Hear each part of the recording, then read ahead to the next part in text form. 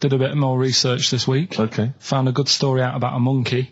Right. Which I'll tell Ricky a little bit about it. Tell me, come on, tell it now. No, no, tease I me reckon with we it. should keep this. It sounds exciting stuff. That's got him, right? Tell us about this monkey, Carl. You're going to love this one, Steve, right? So last week we were talking about how, like, a lad left his family because there was problems at home and that. He went and lived in the wood. He got airy. Right? Yes. No. Leave it there, Rick. We haven't got time to go into it. Right, so... That's what happened. And that's what happened. He lived with the monkeys. He went airy. That's what happened. Looked into some other stuff about, like, airy kids and all that. Yeah. Came across this story about a bloke, right, who worked in a zoo. Oh, dear. Right? So... Trouble's brewing. Loving his job and that, but it's quite a lonely sort of job because you don't see many people. You're just dealing with animals all the time, right? So, anyway, he gets a bit pally with a monkey because it's the closest thing to a human. Well, that ape is. Right. Yeah, but you can't really go that close to apes.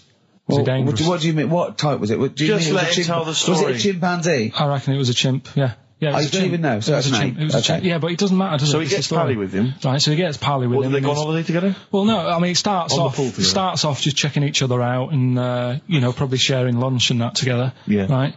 Anyway, this goes on for a while. They're getting on well on that. And then after a while, right, the monkey starts sort of imitating him a bit more and sort of walking upright. Oh, God. Yeah. Right? So he thinks, oh, that's a bit weird. Anyway, they get on really better and what have you. So he thinks he could live at home with me, because we're getting on the storm. Yeah. Right? So he takes him home, and before Is this the beginning of Beneath the Planet of the Apes? I think it is. I think you've seen this on video. I'm worried, because he's already imitating him when they're moving in together. I'm thinking it's maybe a bit like Single White Female. Single White Zookeeper. Oh, brilliant. Right, so anyway, so it's moving in, and it's getting used to sort of the normal human life. It's having a cup of tea in the morning. Yeah, PG tips. He finishes the day off with a dear. Finishes the day off with what? It doesn't have to move a piano at one point, does he? Finishes the day off with a little brandy. Yeah. He pours himself. Is he wearing a smoking jacket? I'll tell you what, Carl. You're a maniac, mate. No, this is why it attracted me. It's amazing, right? So he's having his brandy and that, loving his life. Next thing you know, he sort of I don't know if he loses it or he gets shaved, but the top half of his body is hairless. Right? Apart from his head. Right, so he's got a nice so it's the opposite of the kid. Well, yeah, this is what I'm saying. That would happen. Right. Well, hang on, but so you don't know if he was shaved or if it's How did it say? Then the hairless. What? I'll bring it in for you, the story, and then you can see if I've gone wrong. Keep going. Anyway, so this is going on, and he's having a great life. Then the zookeeper starts getting a bit annoyed because he's having a better life than the zookeeper. The zookeeper's in the zoo. This is such rubbish. So the zookeeper's still got to do a day's work. The monkey's at home, he's partying. Well, it gets to a point when he says there's no point you coming in to the zoo because the whole reason of you being there was because you're being kept there. Right. And he didn't want to bring the memories back, so he said, you stay at home. So you're talking such... Just let him finish. God, I don't know if I can sit here and listen to this drivel. I'm fascinated. It's nearly over anyway, right? It sounds extraordinary, Carl. So he's walking up, right? He's having a tea in the morning, finishing the day off with brandy. Gets a bit out of hand, only tries it on with the zookeeper's wife.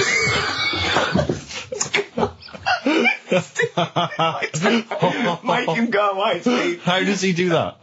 Well, because he's around humans a lot, he becomes a bit of a charmer. And, but what is it that he could do to seduce her? Pick fleas out of her? He didn't say. He was built. Yeah, he was well hung. So what about that? What do you mean, what about it, Carl? It's obviously not true. It's obviously not true. This wasn't on the internet. This was in a book. So it's not a quick joke and just put it on a website. This is in a book. I don't understand how... I love that he becomes a charmer. He's got better taste in brandy. Exactly. And what was it that he was doing that seduced her? I don't know. Maybe because he was at home more than the zookeeper was. But what would he be doing, Carl? He's not going to be talking with her. They're not going to be playing Trivia Pursuit. Maybe she liked the silent type. He didn't go into that. He just said that's when the trouble started. Carl, play a record. Right. Is that what Suzanne did when she brought you in? Coldplay, Clocks on XFM 104.9. Ricky Gervais, Steve Merchant and Karl Pilkington. Right, give me some monkey magic, Carl. Hang on, we better do the jingle, ain't you? Oh, chimpanzee that! Oh, you'll like this one. What I found is, I found out like a lot of monkeys' names. Like that's how I found out about Oliver. Yeah. What do you mean you found out a lot of monkeys' names? Well, there's a lot of monkeys out there, and you think they're just called monkey and what have you, but they're all given names, right? So this one that I found about, bit of a weird name anyway. It's actually called Crap. Its name, right? And so they're not born with those names. It's not like their parents give them those names. You know, they're just chimps. Yeah. Well, this one, right? And it's called Crap. Yeah, I know. Right, but do you know what it's famous for? What crap? Yeah. No. Go on. Is it involved with this show? It's the first monkey to have its name tattooed on its head. Yeah, again, I will say not by choice. There is no way that a chimp would go down to Camden Lock and go, are you a registered tattooist? I am, yes. Yeah, it's the cleanest, yeah. Go, okay, Can I have a look through your book? Can I have a look through your book? I'm looking for something quite gothic, but, I'd like, you know, what's your name? Crap. Oh, I'm not sure I can do that because you're not drunk, are you? I haven't had a drink. I haven't had a drink. I've had some Mbongo, and that's all. But no. What are you talking about? The first monkey to have its name tattooed on its head. What are you talking about, There's got Karl? to be more information. Don't tell me you're leaving it there. There's got to be more information. That was it. And then I read it thinking, well, that's weird because that means there's loads of monkeys with tattoos on their head. If that's the first one. No, it could be still the only one. First and only. Yeah, but would they report that? What do you mean, would they report it? This isn't the Washington Post you're reading. This is mentalists who do websites about themselves every day. What? There's got to be a third Why is act that to that news? story. Why is that news? How did you come across that? Well, you First nut monkey with tattoo head. I mean, what are you talking about? But why did it have its name tattooed on its head? No, it didn't say that. I mean, yeah, I know, it's mad. But he didn't say why. Was that enough for you, though? Did you feel satisfied having read that? Did you not have other questions? There's no way that is in the Guinness Book of Records. There's no way that is cited in the Guinness Book of Records. I just read it as like, what a weird name for a monkey. And then, you won't have that on your head. What would be a good name for a monkey? I don't know, anything but that, really. Yeah. Dave. Ted. But what do you think of that then?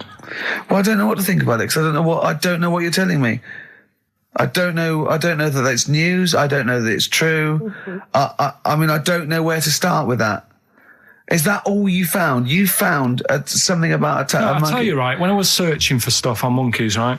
Yeah. I was searching around like I always do, finding information, right? Yeah. And found out, are you aware of the Iceman? The Iceman? Yeah. Go on. Right? And to me, the monkey thing was more... What's the Iceman? Oh, the man that was found in the ice. So you're aware of of Neanderthal man. Right, yeah. Ricky, do you know Not a about monkey, the Iceman? though. No, I know, but I just was looking at, like, info. Right. The 5,000-year-old fella who was preserved in a glacier. That one. Yeah. Right. Yeah. Do you find that more fascinating than the monkey? Well, I know that it's true. Yeah, it is true, but do you find it more fascinating? Well, simply because it's true, I find it more fascinating. I can't act on some... if someone... anything that's true is more fascinating. But, you see, what I get from the monkey thing, you go, I wonder if it was happy about that. And But you accept it straight away. You accept that is true and interesting, and I don't know what that is. I mean, to me, it sounds like a bit of cruelty towards animals. Yeah. You know, because I mean, if that's true, it's disgusting to tattoo a monkey's head. It's disgusting. Yeah. Do you know what I mean? Yeah. There's no way. That's what I'm saying. It doesn't do it. If a monkey, if they reported that a monkey went in and got a tattoo and chose it itself and then was riding a Harley Davidson down Camden, I'd go, that is incredible. But I'd really want to see it on the news, and it mustn't be anywhere near the 1st of April. You know what I mean? I think you've just blown next week's.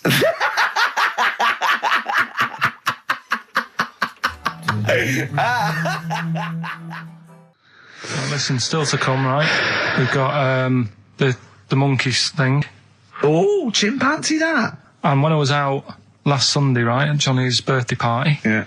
Steve was there. Yeah. got talking about stuff, and a debate that we didn't really finish cropped up. It blew your mind, didn't it? Amazing. Oh, I know about this.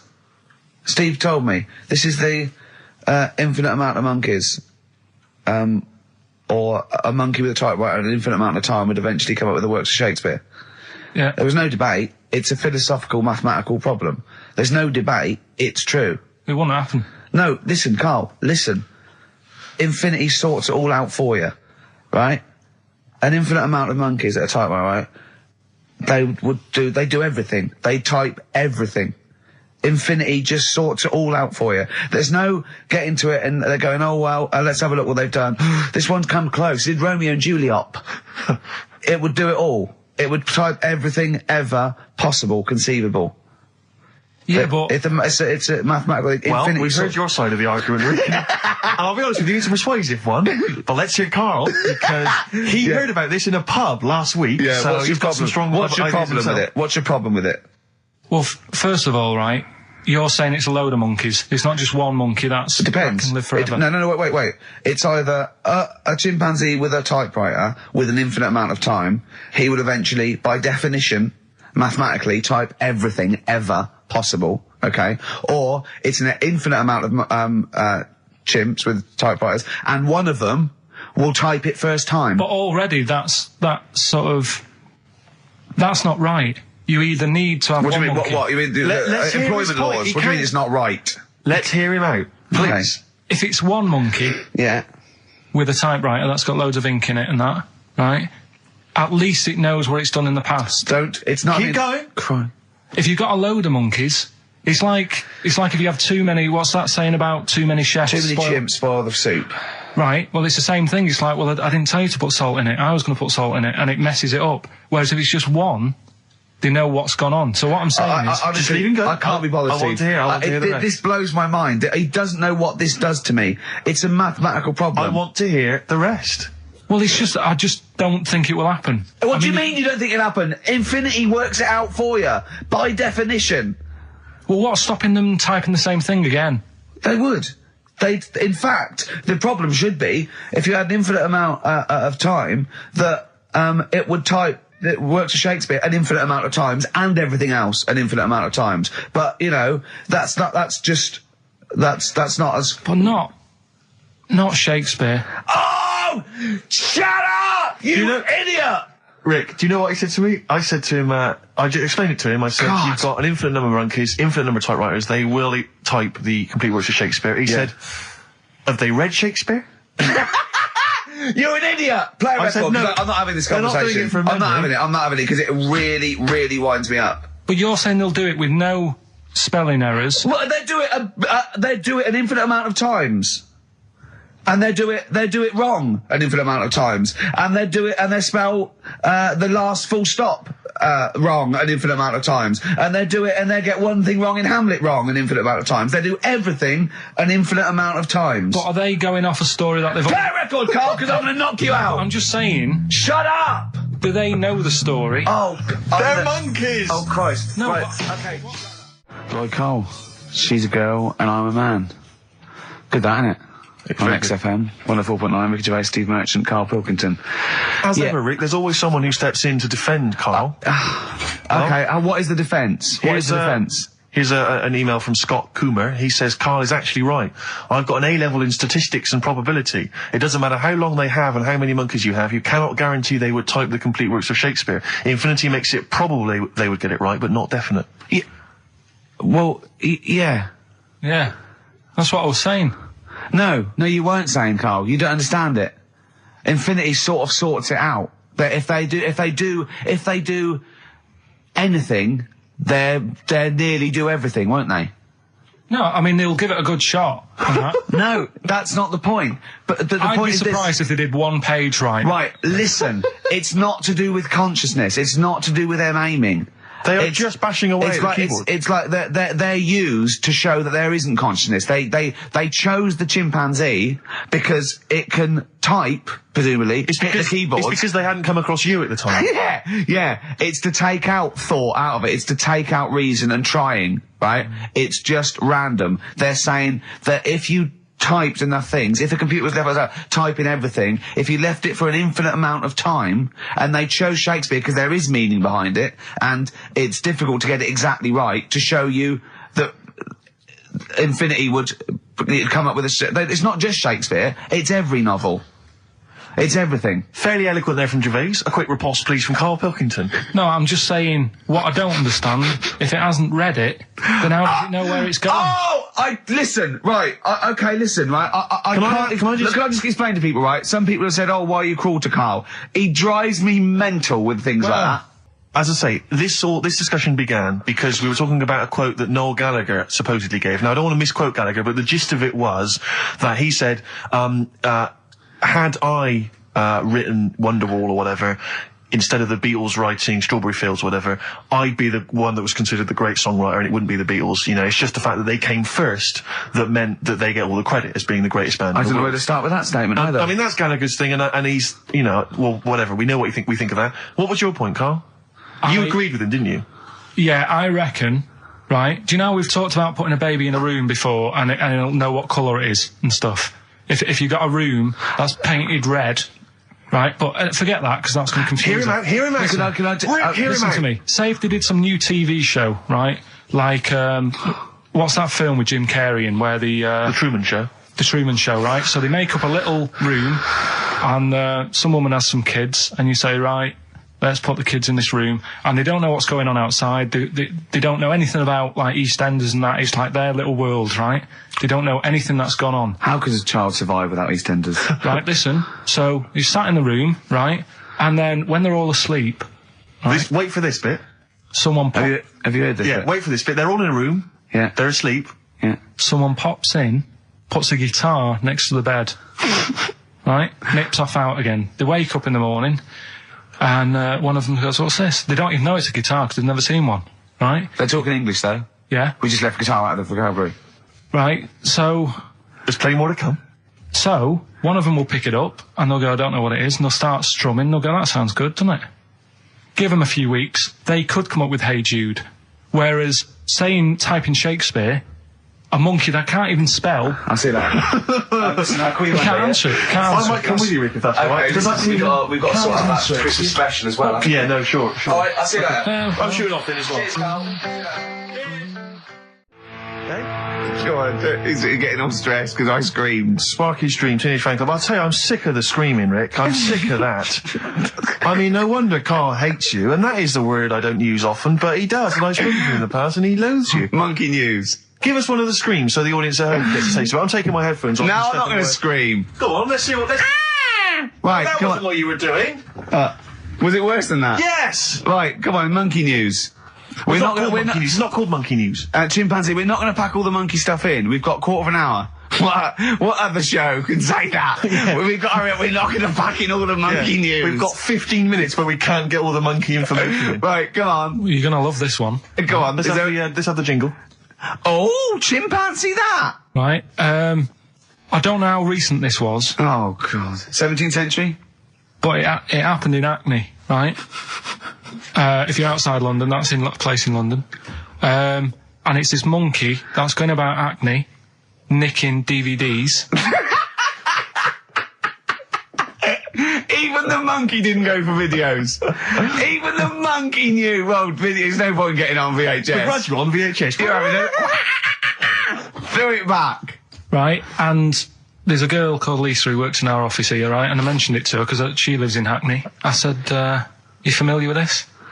And she said, oh, I remember something about it, which annoyed me.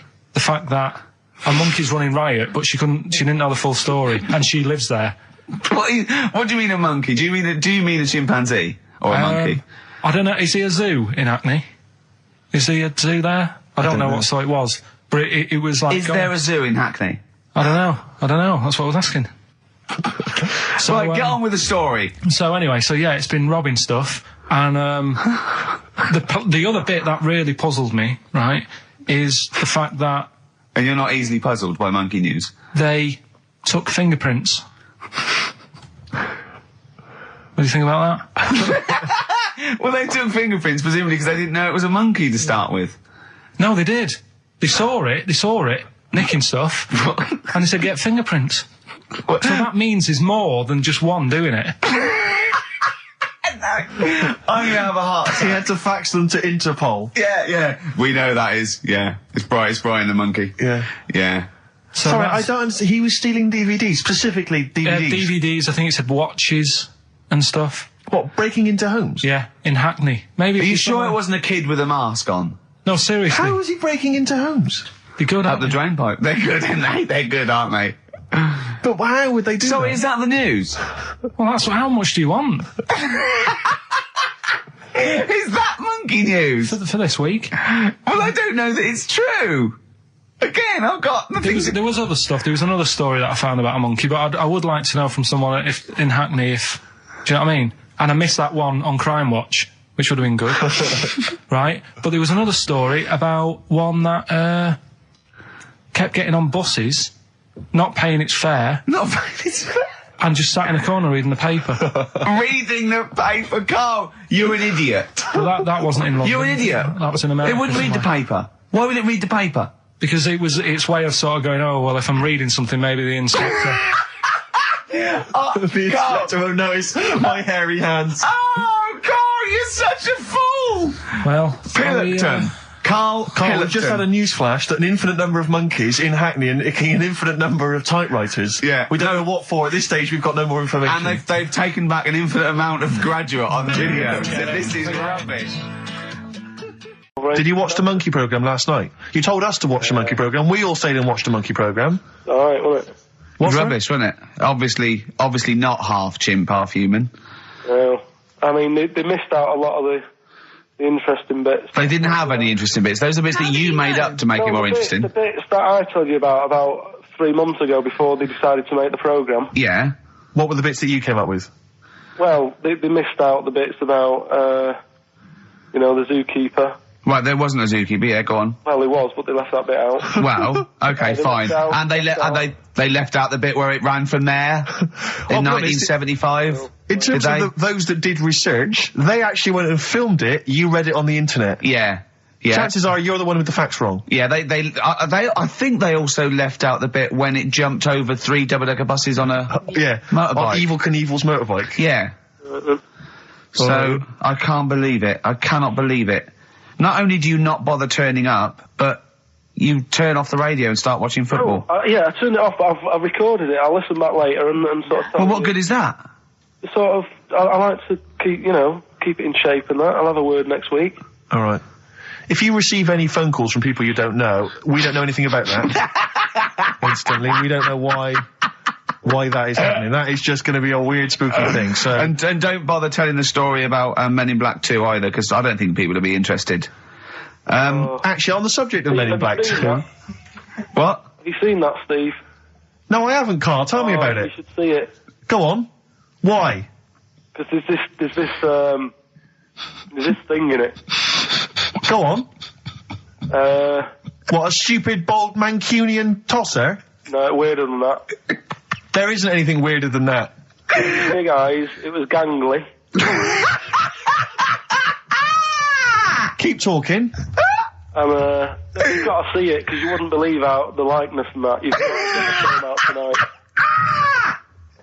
Right. It's not as weird, it had a normal voice, right? He's done you and he's not even here! I'll tell you what, mate, it ain't worth coming in next week. Stay on the line, Carl. Play a record player. Kings of Leon, Molly's Chambers. What do you think of that, Carl? Alright. There's a surprise.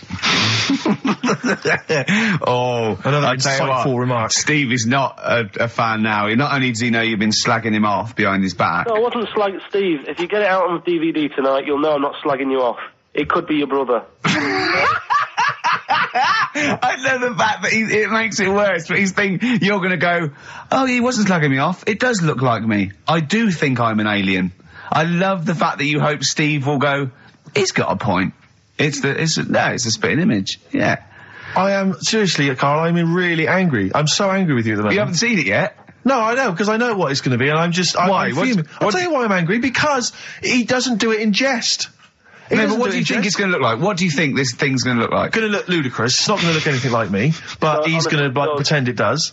Go on, what? Go on. No, it does look like you. Yeah, of course it does. And you looked like the chimpanzee.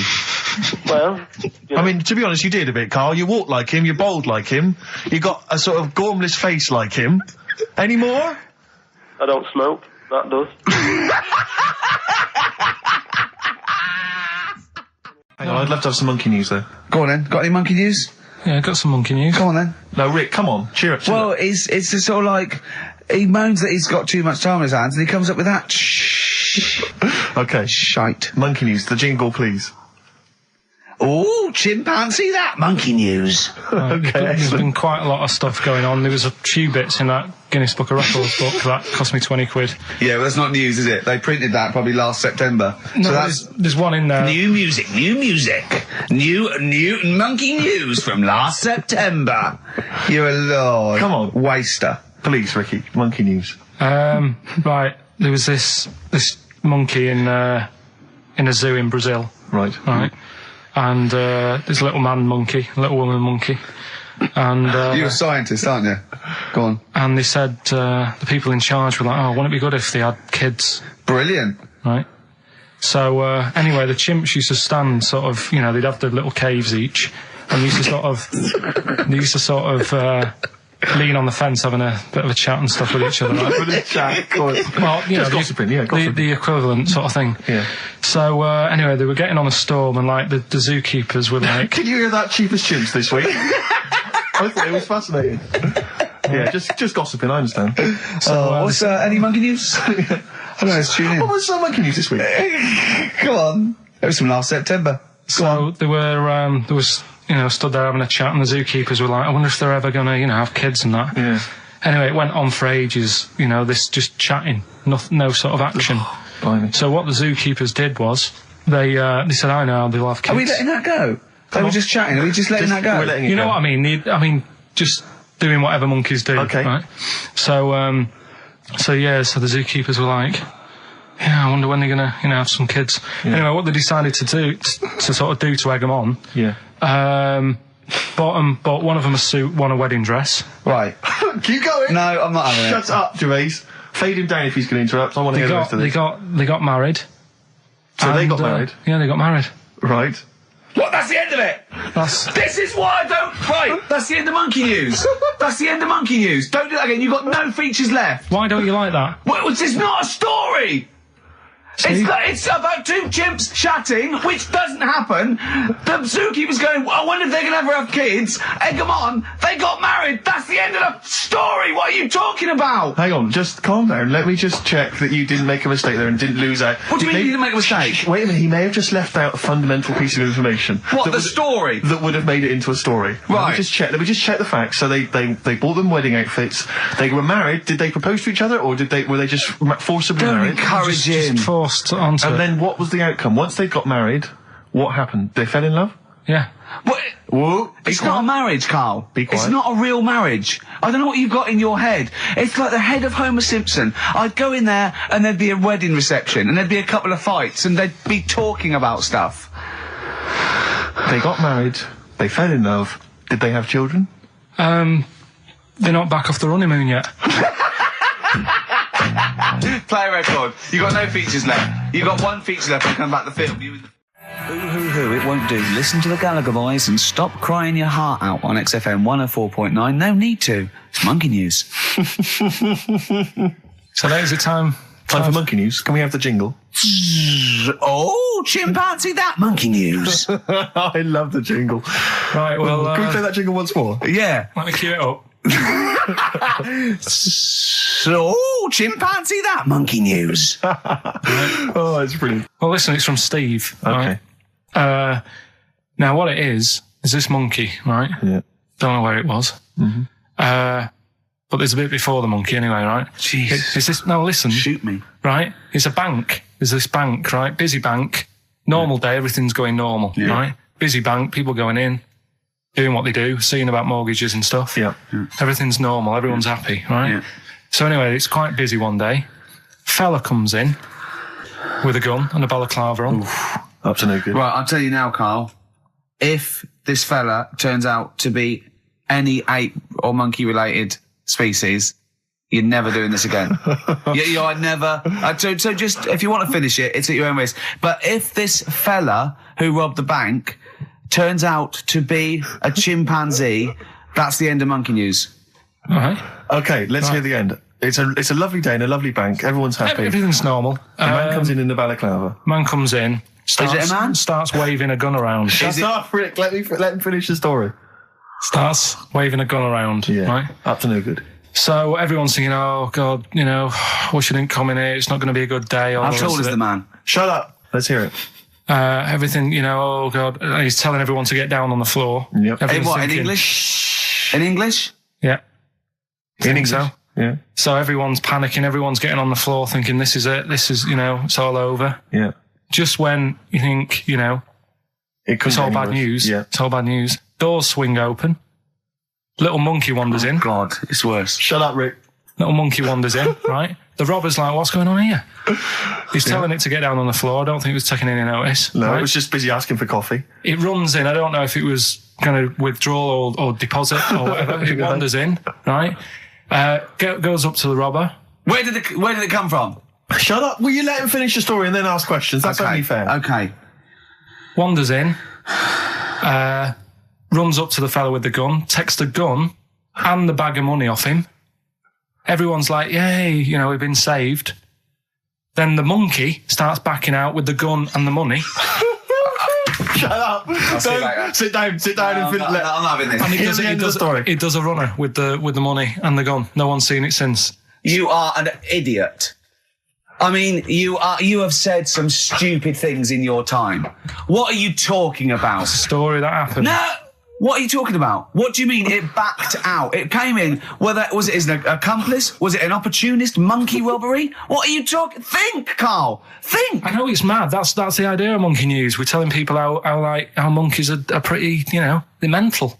They're up to no good. What do you think? They've never seen the monkey since. What, did he have a getaway car waiting? Did he swing his way to freedom? Where was this? There's no details. Don't talk rubbish. Well, Steve emailed it in. He's got it off the net. And the funny thing is... Can I see it? Have you got the information there? Yeah, the funny thing is, it wasn't just him who sent it. I had that a couple of times. So a few people obviously read the story and said, that'll be good for Monkey News. It doesn't say anymore. It doesn't say if he went off to Spain. It doesn't say, if he's on Crime Watch. Yeah. It doesn't say any of that. It's just saying that's what he did. That's the story. And that's what Monkey News is about. I've heard that they're making a movie version with Phil Collins. So I look forward to that and Judy Waters. So that's this week's Monkey News. If you've got any, if anything's happening don't bother. In your town. That's the end. No, that is the end. That's the end of Monkey News. No more Monkey News. This is bit of Queen. It says it here in this email, Rick. It's got to be true. Right. So that seems right. Oh, chimpanzee that Monkey News. Right. Now, before and again. Go on. Oh, chimpanzee that Monkey News. Brilliant. Right. Right. Before I went away, I told you about Alfred. He was the monkey where there was a robbery going on in a bank. And then he nicked the robber's loot and backed out with a gun. Yeah, he sort of stole. He robbed the robber, didn't he? Yeah. Did he take his gun as well? He took the weapons. He took all the weapons. There was like a couple of robbers. He managed because they were so amazed that a monkey was coming in. It was like don't talk shite twice. Right? Anyway, got a follow up to that. Okay. Now, what was that monkey's name? Alfred. That was Alfred. So anyway, because a lot of people wanted to know, well, what did he do? Did he go off and have a holiday? Did he? No. Right, so the follow up is, what happened is the monkey had the guns, had the cash, which was $250,000. Sure. Right. It went back to the zoo. Right. All right, Carl, you're talking shit. Ricky, I get angry with you when you won't let him finish his Monkey News. Right. Can we just get out the official Imagine thing? if people were interrupting Trevor McDonald. It wouldn't happen. I want to make sure I don't get anything wrong. No, of course not. Check the internet. So the monkey goes back to the zoo, right, where all the zookeepers come out and go get him. He's got the guns. Yeah. He hands out a couple of guns to his mates, What? His monkey mates? His monkey mates. So they've all got a couple of guns each. Oh, Carl, Steve, I can't, mate. I cannot stand it. Honestly, I want to scream. Please, I really get annoyed with you. They tried to do him a deal. They said, how about if... I'm going. Tell him that. I'm not going. No, I can't. Step out from a... Okay, we'll just do it. Look, don't listen. Step out and I'll paraphrase what I hear for you when you come back in. Step out. Now, please. I need to hear the end of this. This is monkey news. This is important stuff. Right, Ricky now has left the room. He cannot bear to hear, which is surprising to me. Right, so anyway, so yeah, they've got the money, and they say to the zookeepers, how about we give you some cash? Yes. And they go... Oh. Sorry, hang on. Sorry, the zookeeper said that to the monkeys? Yeah. Right. No, the monkeys who have got the £250,000 right. say to the zookeepers, we'll sort you some money out if you let us go. Sorry, the monkeys say to the zookeepers... We'll give you some money. Yeah. You don't see any problem with that? Right, listen. Okay. It's nearly finished. Right, I'm listening out there. This is ridiculous. What do you mean the monkeys say? What do you mean the monkeys say to the zookeeper? They were probably holding the money out, like kind of going, look, we'll do your deal. Right, okay, come on. And what happened is, I think they were happy with that. I think they left, and that was that. They wanted to get out of the zoo because they didn't like it in there. There's the thing. Right, I don't... Just have a look. Right, Carl, think. Right, how did they get out in the first place, this one? Just let Steve have a... So why did he go... So he went and robbed... He thought... he knew there was going to be a robbery that day, did he?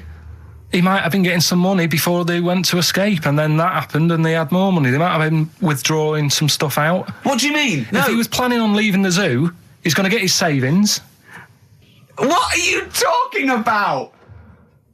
What have you read there, Steve? I've got a feeling this is a review of one of the Planet of the Apes films. I think it's Escape from the Planet of the Apes. I'm not certain. It could be Beneath the Planet of the Apes. Right, Carl, think. Please think, right? So this monkey, right, he leaves the zoo, right? So he leaves the zoo, which he can do, presumably what? They leave him the keys or what? They're chatting to him, they might as well. He goes to a bank. What's he thinking of doing? Sees a robbery, probably by chance. He probably wasn't tipped off, was he? Or has he got one of those police scanners? Probably got one of those police scanners. Well, I think he was going to the bank to get a mortgage to build I think he wanted an extension, didn't he, on his cage? Think of that. And so I love the fact that he hands out the guns and they do a deal. It's honestly, you've got the best mind working on radio today. It's incredible. The only person who makes less sense is Terry Wogan. He goes up and down, doesn't he? I can't understand his sentences because I don't know. No, it's like free-form poetry. Yes, I don't know whether it's the end of a sentence, in the middle, sure. A new one. Yeah. But let's have the jingle again, a record, and then we'll probably have to wrap up the show, I imagine. That was chimpanzee that monkey news. Chimpanzee that monkey news night. Excellent. Good. So we'll sort of get some monkey experts on maybe next week to dissect it. Right. You ready? Yeah. Right. There's this monkey. Right? Oh, yeah. It's called Jack. Yeah. Right. I got pally with this bloke who worked in a railway station. How? Pen pals? I don't know. I didn't say all that. I'm just telling you. I'm not sure. Chat rooms on the internet. So anyway, he's helping him out all the time. It's this fella's job, right, to sort of make sure it's safe for the trains to come in, that sort of thing, right? But he's always working on his own, so he's got his mate Jack in with him, right? This little monkey, and they're having a good time. They share lunch together and stuff like that. Anyway, it gets to a point when the fella whose job it is, right, starts getting old. And Jack, the monkey, starts getting more involved. Presumably this is a chimpanzee as opposed to a monkey, you mean? When you say monkey, it's generic term, you mean chimp usually, don't you? Yeah. Go on then. So, he's clocking the fella doing his job and he's thinking, I can do this, right, the monkey. I'd love it. Yeah. He's helping out, he's pulling down the levers and stuff, so the train's sort of coming on the right lines. Sure, yeah. He's clocking it, he sticks his head out the little window, see the train's coming and that. I hope British Ryan are listening. Yeah. Right? In the end... Oh, yeah. The fella whose job it is, he lost a leg for some reason, couldn't work anymore. Lovely. Gave Jack the job. Yes. Right. Okay. The railway company are happy with that. I'm sure they interviewed a number of people, but he was the best monkey for the job. And that's good, isn't it? Well, it's not true. Right, once again. Well, it's not true. Don't hand Steve a piece of paper that someone put on the internet who is probably a bigger mentalist than you. That's not proof. It's not true. At no point did a railway company give a chimpanzee the job of signalman. It was ages ago. What? Steve, when was it? It was Before trains, probably. Well, it's in the 1880s, according to this piece of paper, which is what you've based your monkey news on. Now, of course, I think ITN and a lot of the news channels, they tend to get lots of independent confirmation of their news before they give it out as fact. But you've got an email from someone, so let's assume that's real. It says, for this, Jack was officially put on the railway payroll, earning 2 cents per day and have half a bottle of beer on Saturday. That's what we pay you, isn't it? He doesn't even get the beer. No. Oh, dear, he's not allowed to drink, are you? Someone emailed in, actually, and said, Carl, some years ago, did you die? And they took your face and transplanted it onto that of a chimpanzee. They would make a lot of sense. I've never seen you. He always has T-shirts right done up and long sleeve. I bet he's hairy under there. Yeah. I bet you are hairy because you have to shave right up to your eyes. You're one of them, aren't you? And I can see the growth, and it comes out the top there. Are you really hairy underneath? Pretty hairy. Are you really? Well, what's wrong with that? You're a humanzee, aren't you? That's why you're fascinated with them, and why your IQ is sort of about 80. I think you might be. You might. I don't mean there was any. I think it was a genetic sort of throwback. Well, you're pretty hairy. Look at your arms. What? Just look, give me that banana and shut up. Play a record. That's mine. Now, come on, we should do monkey news now, because I know you want to save it, but I think you should put your best stuff first. You never know what will happen, you know what I mean? Always put your best stuff out there. Let me just get it out of the...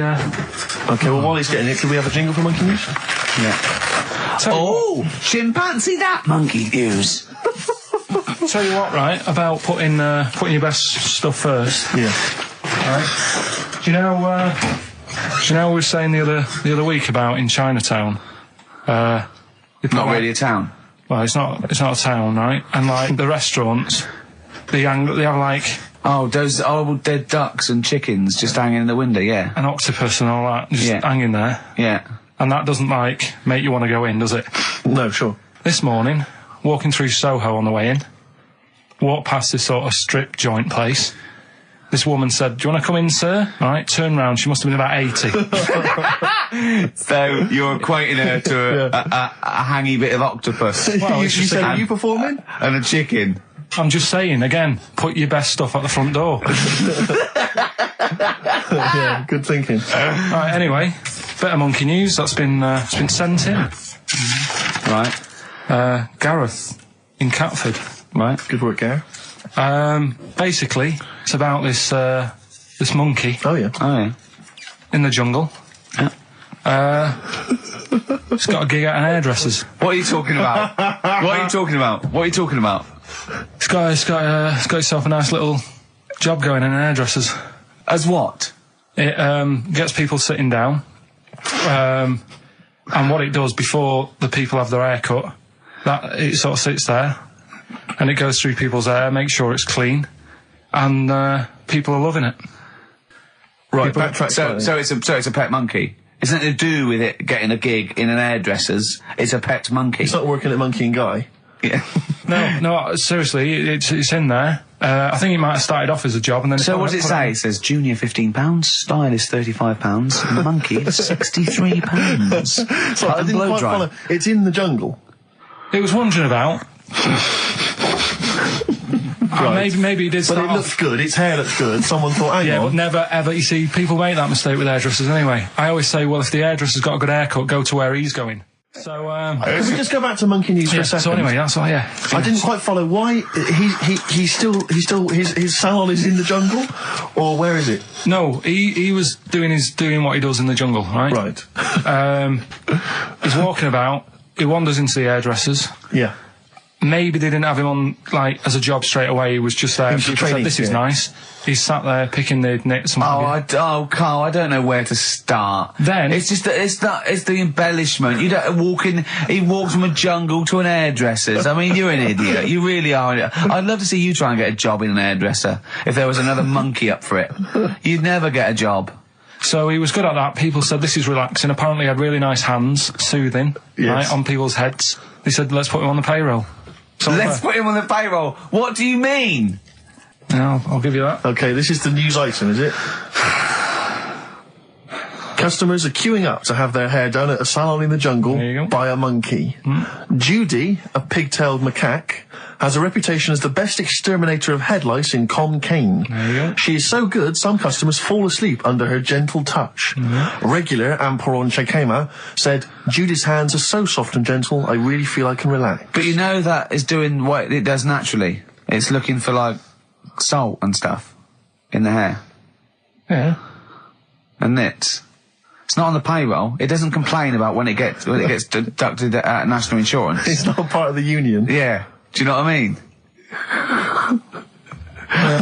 But a good monkey news, you know, backed up with good tabloid journalism. With solid evidence there. So Now I think maybe we should start marking the monkey news, Rick. I don't know what you think. Giving it marks out of 10, maybe.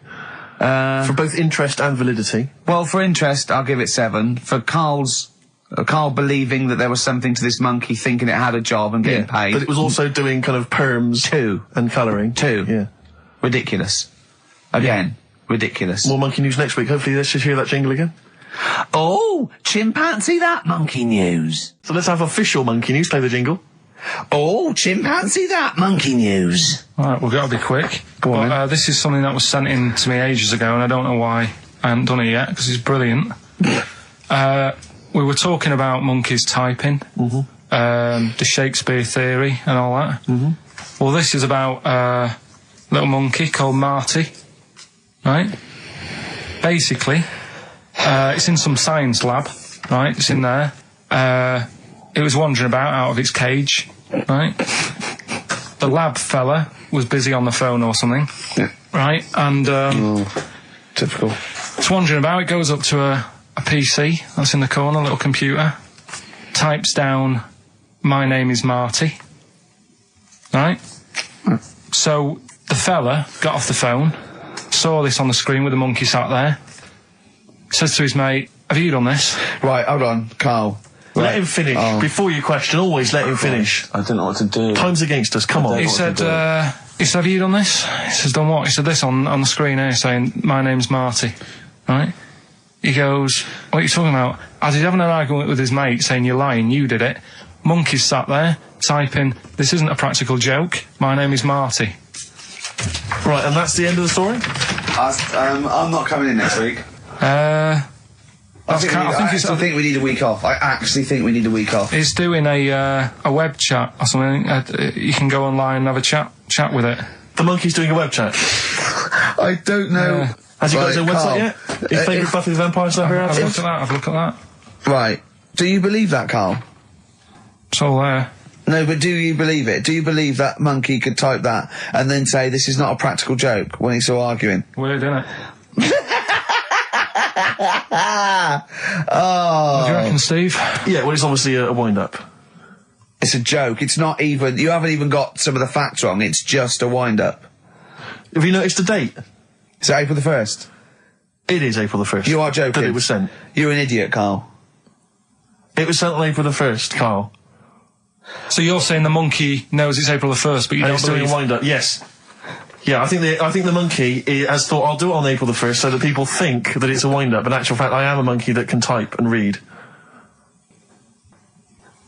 It's a shame you never went into investigative journalism. You could have brought down, you know, the Watergate scandal. Poor Carl.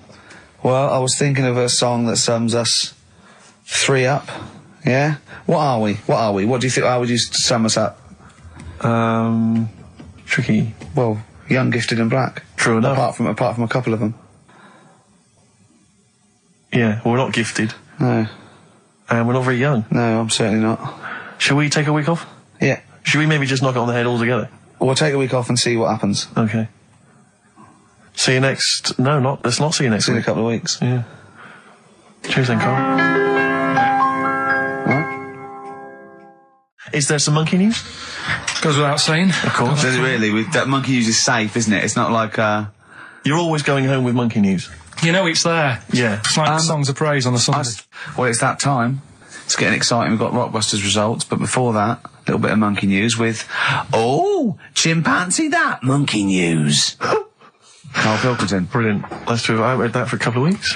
Go on then. All right, so this little monkey. Oh yeah. He lives in Morocco. Right, I'll just warn you now, you're on thin ice from last time, okay? So make sure, is this real? It's been Don't say this, you would think about it. As you're saying it, think to yourself, is that true? Do monkeys do that? Do they think like that? So, go on then. So anyway, yeah, so there's this magician in Morocco, right? He's got a little monkey working with him, right? The way it used to work, magician used to do his thing on stage, do a little bit of magic, people loved it. Then the monkey came out, had a little cap, walked around the crowd and stuff, got the money, had a good little team thing going on, right? Yeah. So anyway, the monkey's name was 86.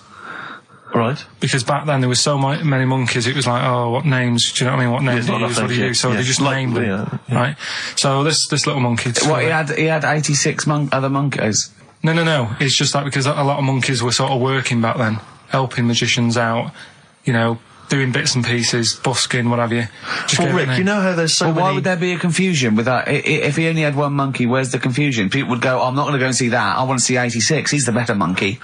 Do you know what I mean? What does it matter? I don't know what you mean. Well, why do they need... Where was the confusion? With people going to the circus and going, what monkey are you going to go see tonight? I don't know. It wasn't a billing, was it, with a monkey? But Rick, it's just the same with humans. You know, there's so many humans now that we can't give them names anymore. Yeah, they all have to have numbers. Exactly, yeah. There's so many humans, you know, with 5 billion people. We can't give them names. It's impossible. But, you know, with a few monkeys anyway, number working... 22, go on. So, anyway, there he is. 86. 86.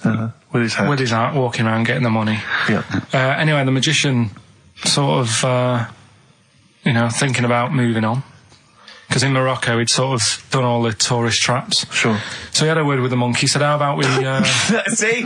No, let him continue. Think. Let him continue. He didn't have a word with the monkey. Let him continue. So what do you think about going over to Spain? Yes. Sure. So, the monkey was in agreement? So he said, alright, go on then. Right, so they get in the car, and, the magician knew he'd have a bit of a problem on his hands because you're not meant to take monkeys out of the country. Yeah. Right? So he thought, right, what I'll do, I'll get a car, right? Right. Stick the monkey in a boot, right? Get on the boat and hopefully sort of, stick it in some luggage and what have you. Yeah. We'll be over there, we'll be earning big money, everything's going to be great. So the monkey was like, brilliant. So they get in the car, they're on the way to the boat, and pull over at a petrol station. And just before filling it up, he opens up the boot and he goes, all right in there? And it's like, yeah, it's sound. So he leaves the boot open so it can breathe and get a bit of fresh air whilst it's filling up. Goes in to pay the money. Yep. Pays the money, goes, I'm just paying for the... Right, this monkey is not going to drive away in that car, or we're never doing this feature again. Carl, what happens? What's number 86 up to? So... 86. So, That's the ending, isn't it? That's the story. Come on, let Carl finish the story. It better not be. Brilliant. You're gonna love it. Right, so he's in the petrol station, and he's going, right, I'll pay for pump 4.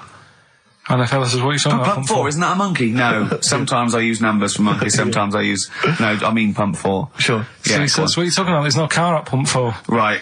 Keep going. Sticks his head out of the door. Yeah. The monkey's giving it some. Went over to Spain on its own. I don't know what to do. Well, hang on, let's just get a couple of the facts right here. Right, what do you mean, couple of the facts, right? There are no facts. So, number 86 drove to Spain. You are, honestly, Carl, you must know. It was an automatic. Right. Carl, you must know that is shit. There is no way a monkey... That's the thing with this. He gets stopped at customs. It's mental. How did he get through customs, Carl? Has he got a passport? No, he was sneaking about because he didn't have a passport. So he parked and then snuck through. Do you want the facts? Let me see it. Right, I'll examine this, Rick, and we'll play a record. Play a record, because I can't... That's nearly as bad as the armed robbery. Right, go on. Yeah. Play a record. Better Suede. Yeah, stay together. My favourite. One of 86's favourites. Is there any monkey news? I've got some, but just because it's not that good, something else I found out that I thought I'd share with you. Go on. I was looking in the Guinness Book of Records, right, because I thought, they'll have something in there about monkeys or something, right? Mm-hmm. And there's a little monkey, I think it lives in Asia, right? There's loads of them live in Asia.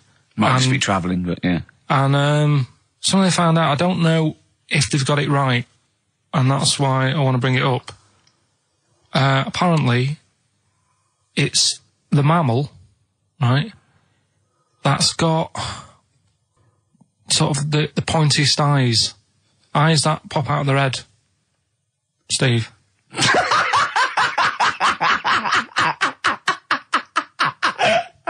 Now, the thing is, right, I thought that's interesting. Yeah. Apparently, it's the biggest with the sort of goggle eye type thing.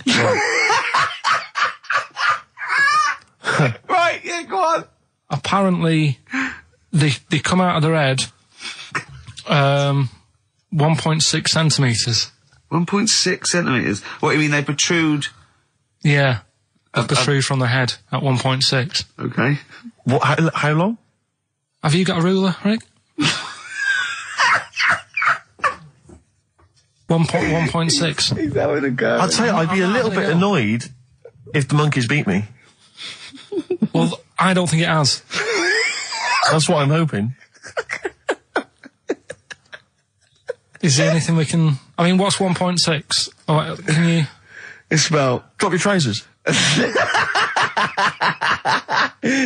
about 3/4 of an inch. What do you think? I don't know. Have they got it right, or what?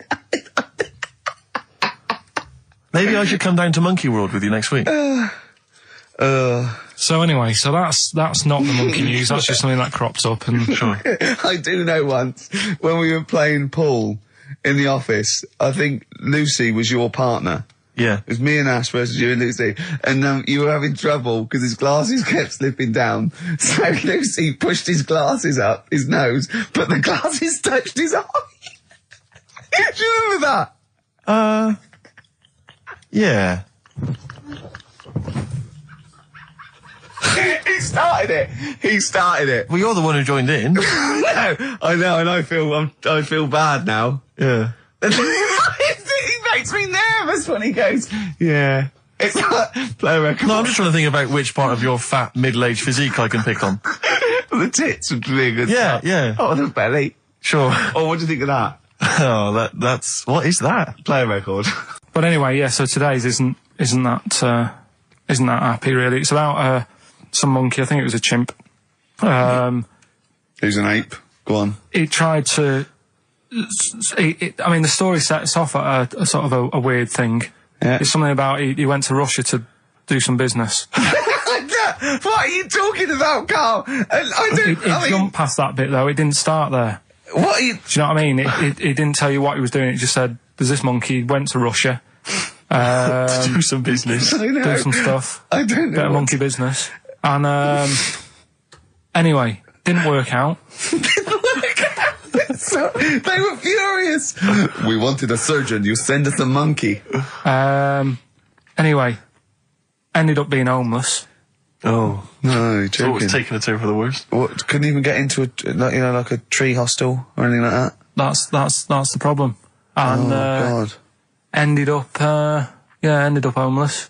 Got in with some tramps. I don't know where to start. Come on. Yeah, so he's knocking about with some tramps and stuff. Sharing drink and what have you around a little fire.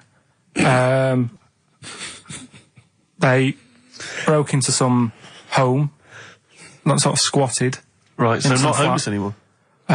Problem was, he had a roof over his little area he had. Yeah. And he goes, "Oh, this is good. This is, we're having a good time. This is sorting me out." Yeah. He had his He said mate. that in Russian, though. What was he eating? I don't know. Don't know. It didn't say. But they're in this house. Well, he could only be eating sort of like, fruit, nuts, vegetables. I mean, they classically sort of don't eat, pork pies and. But they've got drink McDonald's coffee. in Moscow now, so... Sure. You probably chow down on that. Yeah. Anyway, there was a bust. I knew this was coming. There was a bust in the flat that they were squatting in. All the other tramps sort of knew what was going on, legged it, left the little chimps out there, got arrested. And they thought it was a real fella at first. They were like, get him, you know, he's obviously just a scruffy bloke who hasn't had a shave and stuff. Yeah. Yeah. Hasn't shaved his back for a while. Or his face. Yeah. His head. Got him down the station, and the boss was like, what's going on here? We've got a monkey here. He was like, what? So you arrested a monkey? Well, so the arresting officers hadn't noticed all the way to the station that he kept slipping out of the handcuffs and was going for the entire journey. They didn't notice till they got there. What, did they put a hood over his head maybe and just like, you know? I don't know. I'll give you the story if you want. There's the headline. What is it? What's the headline, Steve? I don't want to see it, but... The headline, this is once again from supposedly reputable news organisation Ananova, homeless monkey arrested in Russia. Did you read on, or did you see the headline and make up that whole story? It's most of it is there. What isn't there? What bit isn't there then? No, I think you know, Steve can have a look over it, check it out and stuff. Point out the embellishment for me, Steve, will you? Well, what it doesn't say is that the police didn't realise it was a monkey. That's what I was guessing. Really? That they got it back and they said, what are you doing? We've got a monkey here. And they go, yeah? Yeah. Oh, God. Familiar with the phrase monkey business? No, never heard that one before, Carl. That's brilliant. Right, well, it came about. This has been emailed in and I haven't really had a chance to look at it, so I'm just weighing it up now. God. Yeah. This is a big shambles on air, isn't it? Really? I'm ashamed of it. I mean, what was Dr. Fox? Dr. Fox must have been really polite. He must have been thinking, I don't know how to put this. He must have wanted to scream and go, you shouldn't be in the radio authority. My parents listen online. I can't look them in the eye. Right, I think I've weighed it up. Long time ago, right? Yeah. In the olden days, yeah. In the Amazon jungle. Yeah. Right? Yeah. Little family of monkeys in there. Mm-hmm. Right? Having a good life. Right? Didn't have any predators in there. Right? So, they were loving it. Yeah. They had a load of food around them. They had loads of banana trees. Yeah. Right? No, I don't think so. No, they did. Sorry. Everything's going great. So, they're happy in that. They go to bed. Okay. Wake up in the morning, load of bananas gone. Oh, hang on, interesting. Hold on, wait a minute. So... Either your dad's been around, or... This isn't the great Amazon banana robbery, is it? So anyway, turns out it was another load of monkeys from another part of the island, from the rough bit. From the rough bit! I love it! They wandered into a middle-class area. They're the ones with the earrings and the leather jackets. Oh, that is brilliant! From a rough part of the island. So the monkeys thought, well, there's no point getting into a fight with them because they're harder than we are. Yeah, of course, and they carry chains. So... I love all this conjecture. They got flip knives and tattoos. Yeah, go on. So basically, they said, let's do some business with the bananas. Let's do some business with the bananas. This is shit! This is... What are you talking about? Oh, Christ! Right, calm down, we haven't got much time left. Oh, God! What do you mean this is... Forget it. No, don't forget it! Carl, do not press that! Switch the record off. Switch the record off. Christ. Switch the record off, Carl. What are you talking about? What do they do? Oh. Let's do business with the bananas. Yeah. So they said, well, rather than them coming robbing them, we'll flog them. So that put a stop to it then. The monkeys came. They didn't have money. They said, give us some bananas. And it says so what, they exchange bananas for bananas? For berries and nuts. So that's where the phrase monkey business comes from. Little business they set up. Right, there, God. That's the end of that as well. So that's the end. That is a shame. That's the end of Rockbusters and Monkey News. Well done. You've done it in one show.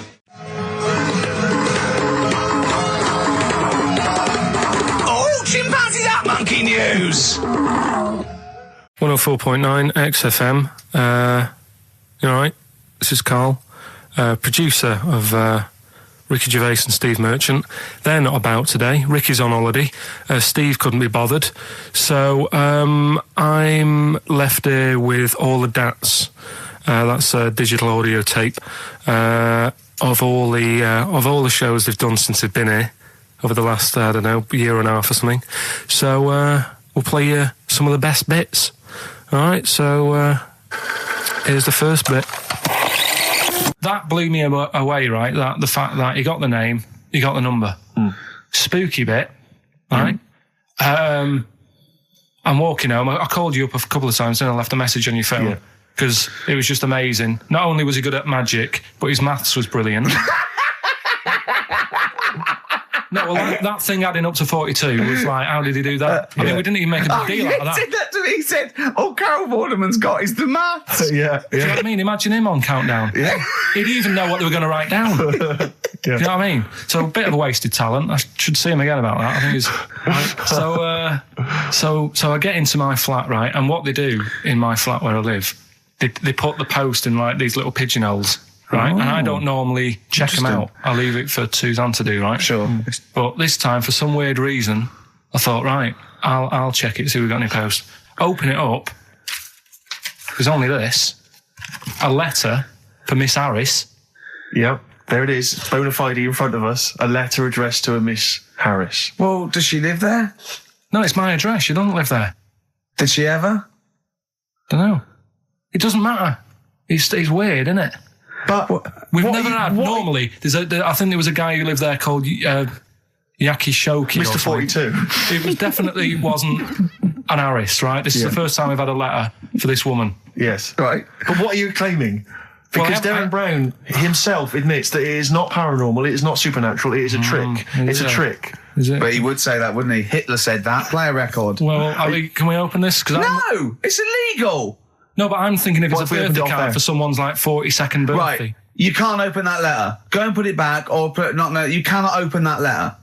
Why not? You can't open someone else's mail because you think Darren Brown's supernatural. What if we steamed it open, then resealed it? No one would know. It's only a letter. You can't. You can, but I don't want any part of it. Carl, I think you should open it. No, you open it. I'm not opening it. It's against the law. You should open it then. We won't open it then. They won't send you to prison. Forget it. You'll get off. Cure? Yeah. Bit of cure? There's no cure, no. I'm looking... Well, I'm tempted to open it. Well, do you want to, Steve? There you go. No, I'm not going to open it, but I think you should, definitely. 6 Different Ways by The Cure from the album The Head on the Door. We've enjoyed that. The head on the door, Carl. Ooh, bit of a coincidence. Spooky, isn't it? It was only 4 weeks ago you were talking about a head and a door. Exactly. Has the door got a number on it? 42. Oh, dear. So we're not opening it?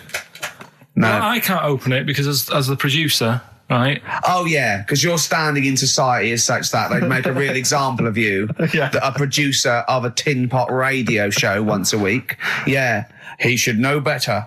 He can press buttons and talk at the same time. Sending down. But they wouldn't try you in an adult court. You would get away. You would get away with it. Just they'd hear you speaking for a little while, and the judge would end up squeezing your head and letting you off. It'd be like those people who train monkeys to break in. Do you remember down in South London? We talked about it in the past, and they were going around robbing stuff, and they trained them to do it. Yeah, I don't think those monkeys would have got in trouble. It would have been the keepers. So, I think XFM would probably take the rap. Will you open it? No, I can't be seen to open it. No, he's a writer-director. Exactly. So am I. I can't be seen to open it. I'll give it here then. Right, I'm having no part of this. That's against the law, but... Right, I'm having no part of it. Open it. Come on, you've started now. Right. The thing is, right, if it's important, we can say maybe she's listening. But do you need the stress? What it could be anything. What are you going to say? We're going to say, oh, and if you are listening, Mrs. Harris, you have got gonorrhea. Call the clinic. Do you know what I mean? It could be anything. Oh dear. Oh well. I think my talk did well. Well, what is it? It's the number 42 on there. What is it? Can you say? Be careful. What? Let me see what it is. What is it? Dear Sir, Madam, your periodical dental inspection is now due. would you kindly contact the surgery to make an appointment? Mrs. Harris, if you're listening, your periodical dental inspection is now due. You might want to contact the dental surgeon that you normally go to. She could have a faulty tooth. Faulty tooth. 42. 42. I don't believe it. 42. 42. Oh my God. God, that Darren's good. Darren Brown's good, isn't it? Oh dear. Ooh, those boys can rock there. That's the Guns with All Their Roses and Sweet Child of Mine. On XFM 104.9. I enjoyed that. Yeah. That was good. It rocks. I hope the audience was playing it loud like us. Yeah.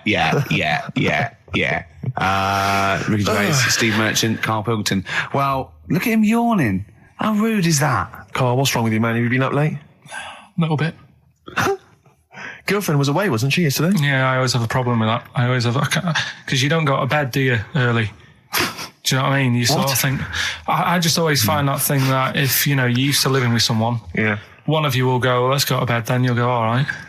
But when you're on your own, you go... You just forget to go to bed. I just stay up. Okay, stop eating now, Carl. You've ate all the food. That's just a plate. All right. Okay. Yeah. No, I stayed up and watched... there was a thing on about Dracula. Right. What, Dracula? And I found a flaw in it. Go on. Not the fact that he's the living dead and and drinks blood to stay alive and he doesn't reflect and he can in turn into a mirrors. bat. Well, and you can go on. The mirror thing, you can't look in mirrors, can he? Well, he can look in mirrors, but he can't see himself in a mirror. Yeah. That still doesn't work. Go on. It doesn't work at all, Carl. It doesn't work Go anyway. on. Well, Centre parting's always really neat. His centre parting's always... how does he do it if he can't look in the mirror? Blood on the floor or something it was called. Rubbish. I love the flaw in the Dracula film is that his centre parting's too neat. How did he do it without a mirror?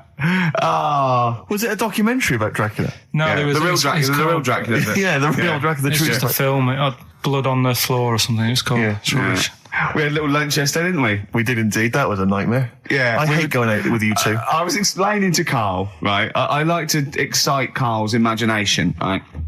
And if it involves chimps or monkeys, all the better.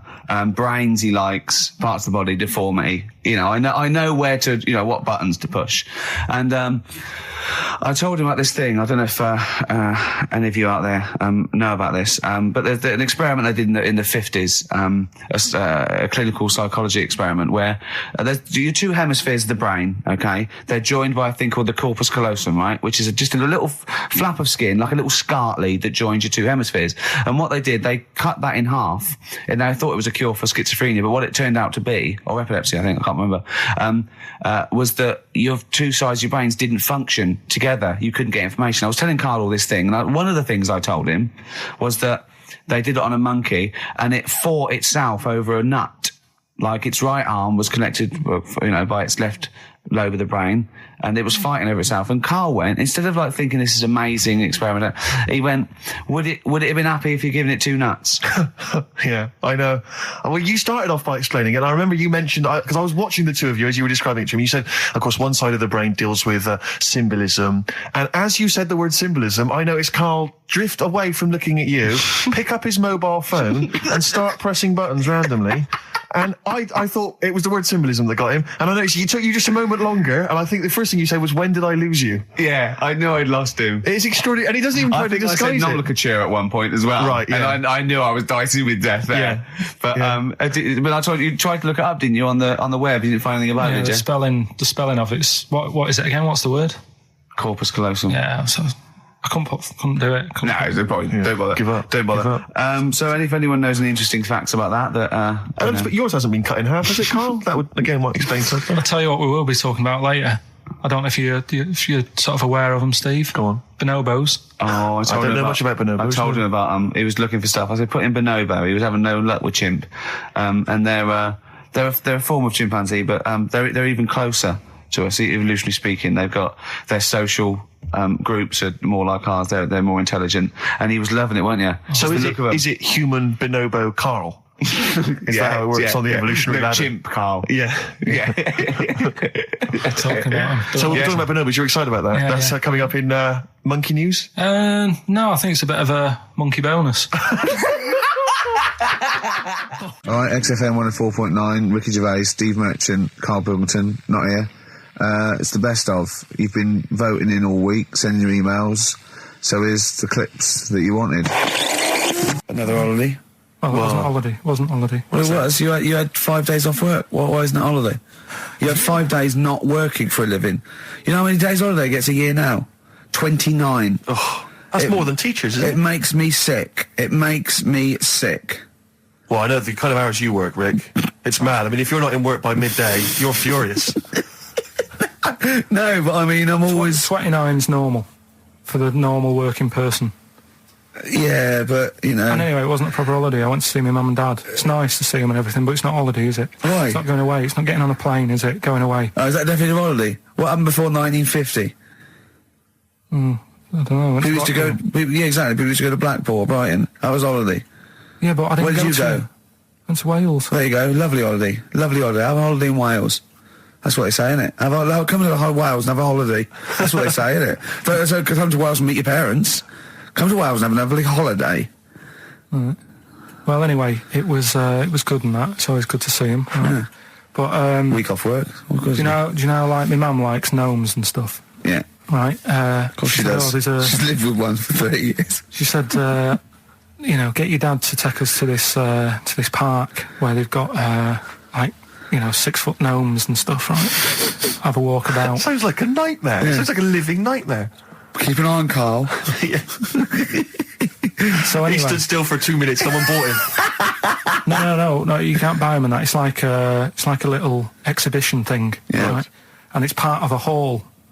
Right, this big hall that you have to pay to get in, but we didn't want to see the hall. I just wanted to see the gnomes. Of course you did, yeah. So anyway, my dad says, yeah, well, we can get in there for free. Of course he did. Clever. Right? So we parked up on this little country lane, right? No one about. We walked How much down, did it go in? Like £2? about £3 each. Yeah. But he said, well, yeah, but if you don't have to pay, do you know what I mean? You enjoy it even more, don't you, when you're walking about and you're thinking, I've got this £3 in my pocket, no one's having it. Yeah. Right? No, looking over shoulder for a bloke with a peak hat saying, can I see your ticket, please? I wouldn't enjoy it more, no. Go on. Yeah, but you don't worry about it, do you? You got a bit of money now then, Rick. You've changed. So anyway, so we had to walk across about 4 fields. For £3? Right, and what happened was we're walking through all these fields and what have you, big grass and muddy bits and all that, 'cause it'd been raining, and climbing over fences and stuff. And we're in this field, right, and I look to my right and there's about 30 cows all staring at us, right? And Suzanne started to panic a bit. She said, we shouldn't be here. Dad says, of course we can, we're allowed to go wherever we want, all this land, it's ramblers' rights and all that stuff. Yeah. And take a cow if you want, unattended.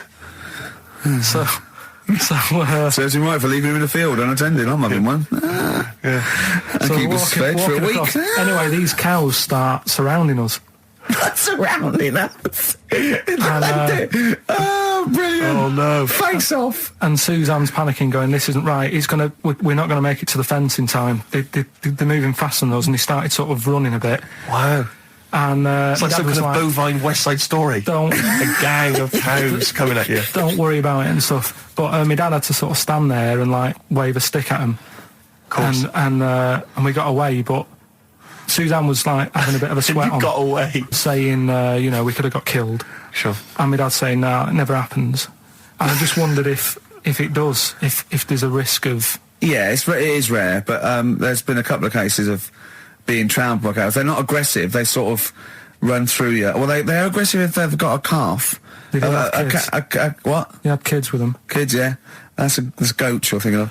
Yeah. Maybe they were trying to sneak into the gnome thing, and they were worried that if too many people did it, they thought some cows, we can just sneak in. They were trying, no one's expecting cows. And the cows were going, walk upright like you're a human. Don't walk upright. They thought you'd blow their cover. Yeah. Yeah, people have been killed by cows before. Yeah, that was like the highlight, and then... So when you arrived there, you were presumably covered in mud, looking like something that had just come from Glastonbury, staggering around this exhibition. It wasn't that bad. It was just like a woods, and it had like a funny sort of funeral, like a graveyard thing. Right. With bodies sort of hanging out the ground and that, and we had these 6-foot gnomes. Right. And then we just set off again, walked back. But sure this wasn't a dream? No, it was good. And called up Ricky. I said, right, are you about? Have a chat and that. So he said, I'll just come round. It's a nice day. Have a drink and what have you. So I got round there at about 6:30, right? Go up to his door, knock on his door, right? He stood there with his tackle out. Oh. Yeah, what did you make of that? What was wrong with that?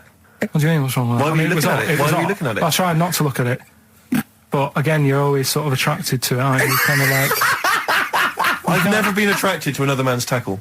I don't know what you mean. You can't help but have a little sly look. Especially when it's there. When you ring the bell, and I mean the one on the door, right? And that's hanging out. And does he dress to the left or the right? It was to the left, right? Yeah, it was left, yeah. Just popped it out of my shorts for him. Just popped him out of the shorts. Should have seen the state of him. Shorts on, no top, cigar. Looked like someone out of The Sopranos. It was a mess. Yeah. And then... we sat on the balcony drinking wine, didn't we? Did you pop it back in, or was it... Yeah, I popped it straight back in. I'd got the laugh. Sure. I'd got the laugh I wanted. Yeah. He walked in, he went, it's not that hot. Straight away, it's not that hot. Oh, brilliant. Then, was that knob news, or is there more? No, it's got more knob news. That's just a taster. Just a taster. Listen, let's play some adverts, let's play some great music, and maybe we should have some early knob news. Early knob news coming up. XFM. Yeah. You know, you just mentioned there about sort of no knickers and that. Is this going to be your Auntie Nora? No. Right. It's just, the last flat that I lived in, I always had a good view across the road, and I could see, it was the hairy... There was the hairy Chinese not the hairy Chinese kid, he was just a Chinese kid, actually. Yeah. Running Because about. that's rare, isn't it? Hairy Chinese kids are very rare, isn't it? Yeah. There's only one official sighting, isn't there? In one of those shit little magazines that you buy. And there was the old woman who didn't move, she was just sat there reading a book all the who time. we think possibly died and no one came round for weeks, might have been. But, and now I've moved, right? And it was quiet for a bit. I always look at what view I'm getting, right? Looks across and it was just sort of empty, sort of flats ready for people to move in and that, right? Anyway, people are in there now, right? And they've put all the furniture in, but I haven't put any curtains up. Oh. Right. So anyway, I'm sort of washing up, just having a look out the window. Yeah. Right. Girl sort of wandering about, knickers on, right? With no knickers on? You mean No naked? knickers. Well, she had a bra on. Right, okay. But, She's no probably knickers. looking for a knickers. So I thought, and I don't know how long I was looking. No. Right. But anyway, she looks across. Oh, God. I think she spotted me. Yeah. I think, oh, God. I felt really bad. Yeah.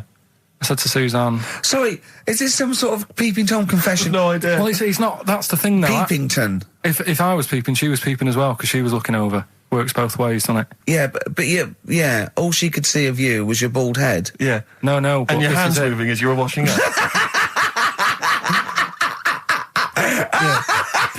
And some white-looking substance frothing up. Particularly stubborn stain on this glass. Yeah. Oh, God. Imagine that. Imagine if she looked across. I'm assuming your sink is lower than the window. But didn't she just cover up or something? Or she looked back and go, oh, you're looking at my fanny? Well, the thing I did... What? I thought, just sort of drop me boxer shorts. Because I thought... Well, Suzanne said, what are you doing? What are you talking about? What are you talking about? No, just so they can see me cheeks of me. What are you talking about? No, because I thought if she thinks I'm walking about in the nude as well, then we've both got something out of it. Carl! This sounds like a bad excuse in court. I know. So sorry, you were looking at a woman dancing around naked, right? So the only thing you could do was immediately drop your boxer shorts. So she looked across, saw you fully clothed, saw you took your boxers No, she wouldn't have done, because it's sort of just the top half and the sink's at a side angle, so I was sort of looking out. So This she is wouldn't have genius. so she wouldn't have seen your trousers then anyway. No, she did. I moved in front of the window more. So you then made you actually climbed in front of them. Oh, this is amazing! So you climbed in front of the window to show off No, your it wasn't naked obvious. lower half. Suzanne said, "What are you doing?" And I I said, bet she did. What are you looking at? I sent you in here to clean up. What are you doing? I'm just taking my trousers down, standing by the window. Why? Because there's a naked woman across the road. What do you think I'm doing, Suzanne? I'm exposing myself while looking at some free fame. leave it. What's up with you, Suzanne? Anyway, Wait a minute, can I just check? A final question. What did the woman across the way... What happened? What was her I reaction? didn't look again. I just thought you've seen a bit of action as well. We're both happy. Let's leave it. Brilliant. So were you waddling around like a penguin with your trousers around your ankle? I just was walking about, and Suzanne said, "What are you doing?" I said, "I'll explain to you in a bit, but don't look out the window because then it's Excellent. obvious." Then he sees, she calls her husband to look at Karl walking around naked. He goes, "Oh, she's got a... Quick, Suzanne, get him out. There's only one with him. Get some more friends. They've gone one more." Oasis and Songbird. It's a nice little ditty It's all right, yeah. of a It's not too Saturday. bad. Yes, thank you. XFM 104.9, Ricky Gervais, Steve Merchant, Karl Pilkington. I think we should go straight into it, Karl. I think we should do the competition. There's Karl in the corner. It seems a little premature. Do you reckon? Yeah, I Do you think reckon it's so. so good? It's Yeah, so good. We should tease it out of them. Well, it's a big thing. It's just that I've got absolutely nothing to say.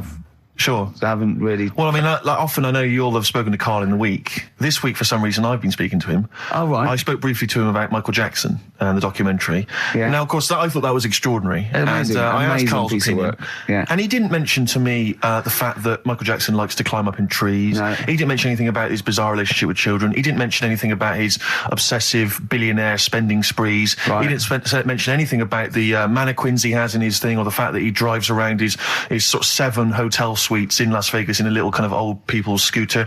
The only thing of note for Karl was he said to me, "Did you notice how big his hands are?" I'll tell you what, though, I did. What? Yeah, how you look at the man's got like a face that he's had reconstructed. Well, I can't know. say that. It's libelous. Yeah, But, he hasn't. He's got he's an he's had two nose face. jobs. Yeah, And you're but- looking at his hands. But I think it's because you look at him and he looks a bit like there's a bit of androgyny there, but it's sort of like it is quite a petite sort of old lady's face in a way. But then you see these labourers' hands come out. That's always the way with a tranny, isn't it? You know what I mean? What, you can't accuse him of being a tranny. No, he's not. No, he's not. What are you saying? No, I know he's got not. enough issues. Now you're accusing him of being a tranny. I like him. I thought he came out that brilliant. I thought it was really. I really felt sorry for him. No, I think he cleared up a few things as far as I'm concerned. I thought it was a fascinating piece of work, but I did like the shopping spree. That was great. Extraordinary, 'cause he's just got going such around bad just taste. pointing. I know it was bad taste, wasn't it? It was like one of those bazaar shops. You know what I mean, there's anything sort of a gift shop, but they're trying to make it look like Ming. But and And if it's he- sprayed gold. If he'd been living in a trailer park, he'd have been ordering, one of those porcelain dolls dressed like a Harley Davidson I know, bike yeah. rider, or an Elvis commemorative plate. It was the kind of billionaire equivalent of that. But the hands were a giveaway. It's the same as those sort of What do you mean the hands transvestites. were a Well, giveaway? it's like you get What was it about his hands? I didn't Well, even see you know when you his get like a cab driver or something, right? And he decides to turn transvestite about 60, and he goes on Kilroy. Do you know what I mean? It's Right. that way. He got a twin set of pearls, and he goes, "I've never felt so comfortable." But his hands are still big. He's got a little wig, and he's got the lipstick on, and he's with his teenage kids who are going, "Kill me." Do you think But he's it's- been having surgery on his hands to make them larger? Bigger, yeah. Was that Well- why he was wearing that glove through most of the Exactly, through the 'cause he's, 80s, but I think he wants to be a goalkeeper. Right. And they said, well, you can't, Michael, you got a big hands. It would help him climb the trees. Yeah. And he can play tennis now without a racket. Yeah. So, what did you make of it, Karl? Were you intrigued? The Michael Jackson thing. It's it was all right. The brilliant Blur, Out of Time on XFM 104.9. One of my post-Christmas. favourite singles of the year, and that's another thing. We'll be playing our favourite singles of the year, as well as our favourite clips of our own show. Rick, I imagine if people have got a bit of Christmas money, they're wondering what they can spend it on. Office DVD. Well, other than that, these guys have got some ideas. What, adverts? Brilliant. Good to hear that again, isn't it, Oh, Steve? fantastic. Waiting on a Friend by the Rolling Stones. Yeah? Go on then, Karl. On XFM 104.9, Ricky Gervais, Steve Merchant, Karl Pilkington. Go on. Right, this one. Remember Blockbusters? Uh-huh. Right, this one is good, and we'll do this one. Rockbusters. And remember how Bob Holness used to give you a letter? Yeah. And it'd give you a question, and the answer to that question is that letter. Yes. Right, well, it works like that. So if I said to you, we'll test it out on you, Steve, right? Right, welcome to the show and that. Hello. Let's play, right? And I say, right, your first one is W. Mm-hmm. And the cryptic clue, because it's done like crosswords. Okay. So not quite like Blockbusters. Well, this young man prepared for his death. And it's a W, so the answer. And it's not always going to be like our sort of music, it can be any sort of music that's out there. So the W is the name of the answer. I understand that, but is the answer always the band name, or is it? Yeah. It's always the band name, is it, or the artist? Yeah. And so would the W be the surname, or would you have both the initials if it was someone's name? Would Elvis Presley be EP? Don't get annoyed, Carl. No. These are questions that I knew would be asked. I know because you tested it on me. So you've got to tell them. We That's need the to know point. the rules. If it was Elvis, I'd probably do E. No. Give him the answer. Give him the Right, answer. did you hear the clue? No, give me the clue again then. So the letter is It is a W. cryptic clue. It's The clue's W. fine. Listen, but- and the go on. clue is, this young man prepared for his death. This young man prepared for his death. Yeah. This young man prepared for his death. And it's a W. And it's his first name. That's what he needs Well, to see, know. that's the Yeah, but I don't... Well, shouldn't we have the initials? Wouldn't that make it easier? I mean, Yeah, wouldn't- but they didn't do that on Blockbusters. It just had one letter. No, they they did if it was if. The gold one they often had us for 3 or 4. Did they? Letters, yeah. But it was normally just one word. It wouldn't have been a name or something. All right, then. W. Y. W-Y. Will Young. Excellent. I Right, didn't so understand it. What was this the young Will man... prepared for this young man. So he's sort of mixed sort of cryptic. Yeah. But, I mean, you know, that's a good effort. That's better than usual. No, it's that is better than It's not usual. bad, is it? So do you want to play? Let's play Rockbusters. Yeah, Rockbusters. All right. Sam, Hello. is it sounding all right today? It is. It's just about. Right, cheers. That is worse. Right, then. Yeah. Well, And so so we've got Sam on the line. Who else have we got there? we've got Tim as well, haven't we? Hi there. All right, Tim. Tim and Sam. Right, You sound quite similar, lads. Could one of you affect an accent or something? Which one's Tim? Yeah, it's me. Okay, which one's Sam? It's Sam. That's slightly deeper. Bit Slightly deeper, deeper. yeah. Sam, yeah. And they're not against the clock anyway, are they? So it doesn't really matter. I suppose not. So I think Steve just wanted a bit of variety. Okay. you understand the rule, lads? Could you explain them to us? Right, play it. Okay. Hang on. Wait. Well, let me explain because I mean, life is too short. Now, Carl's going to read out say 3 clues. Yeah, and just shout your own name and answer it, or shout the answer. Shout your own name, then the answer if you know it. And it's the person who gets the most right. Okay. Is that all right? Yeah. Yeah. So, Here we go then. okay then. Shouldn't it be the first to 3? Well, yeah, but then he hasn't got. I've got enough. It's fine. You've got enough clues for that. Right then, here we go. Welcome to the show. Oh God.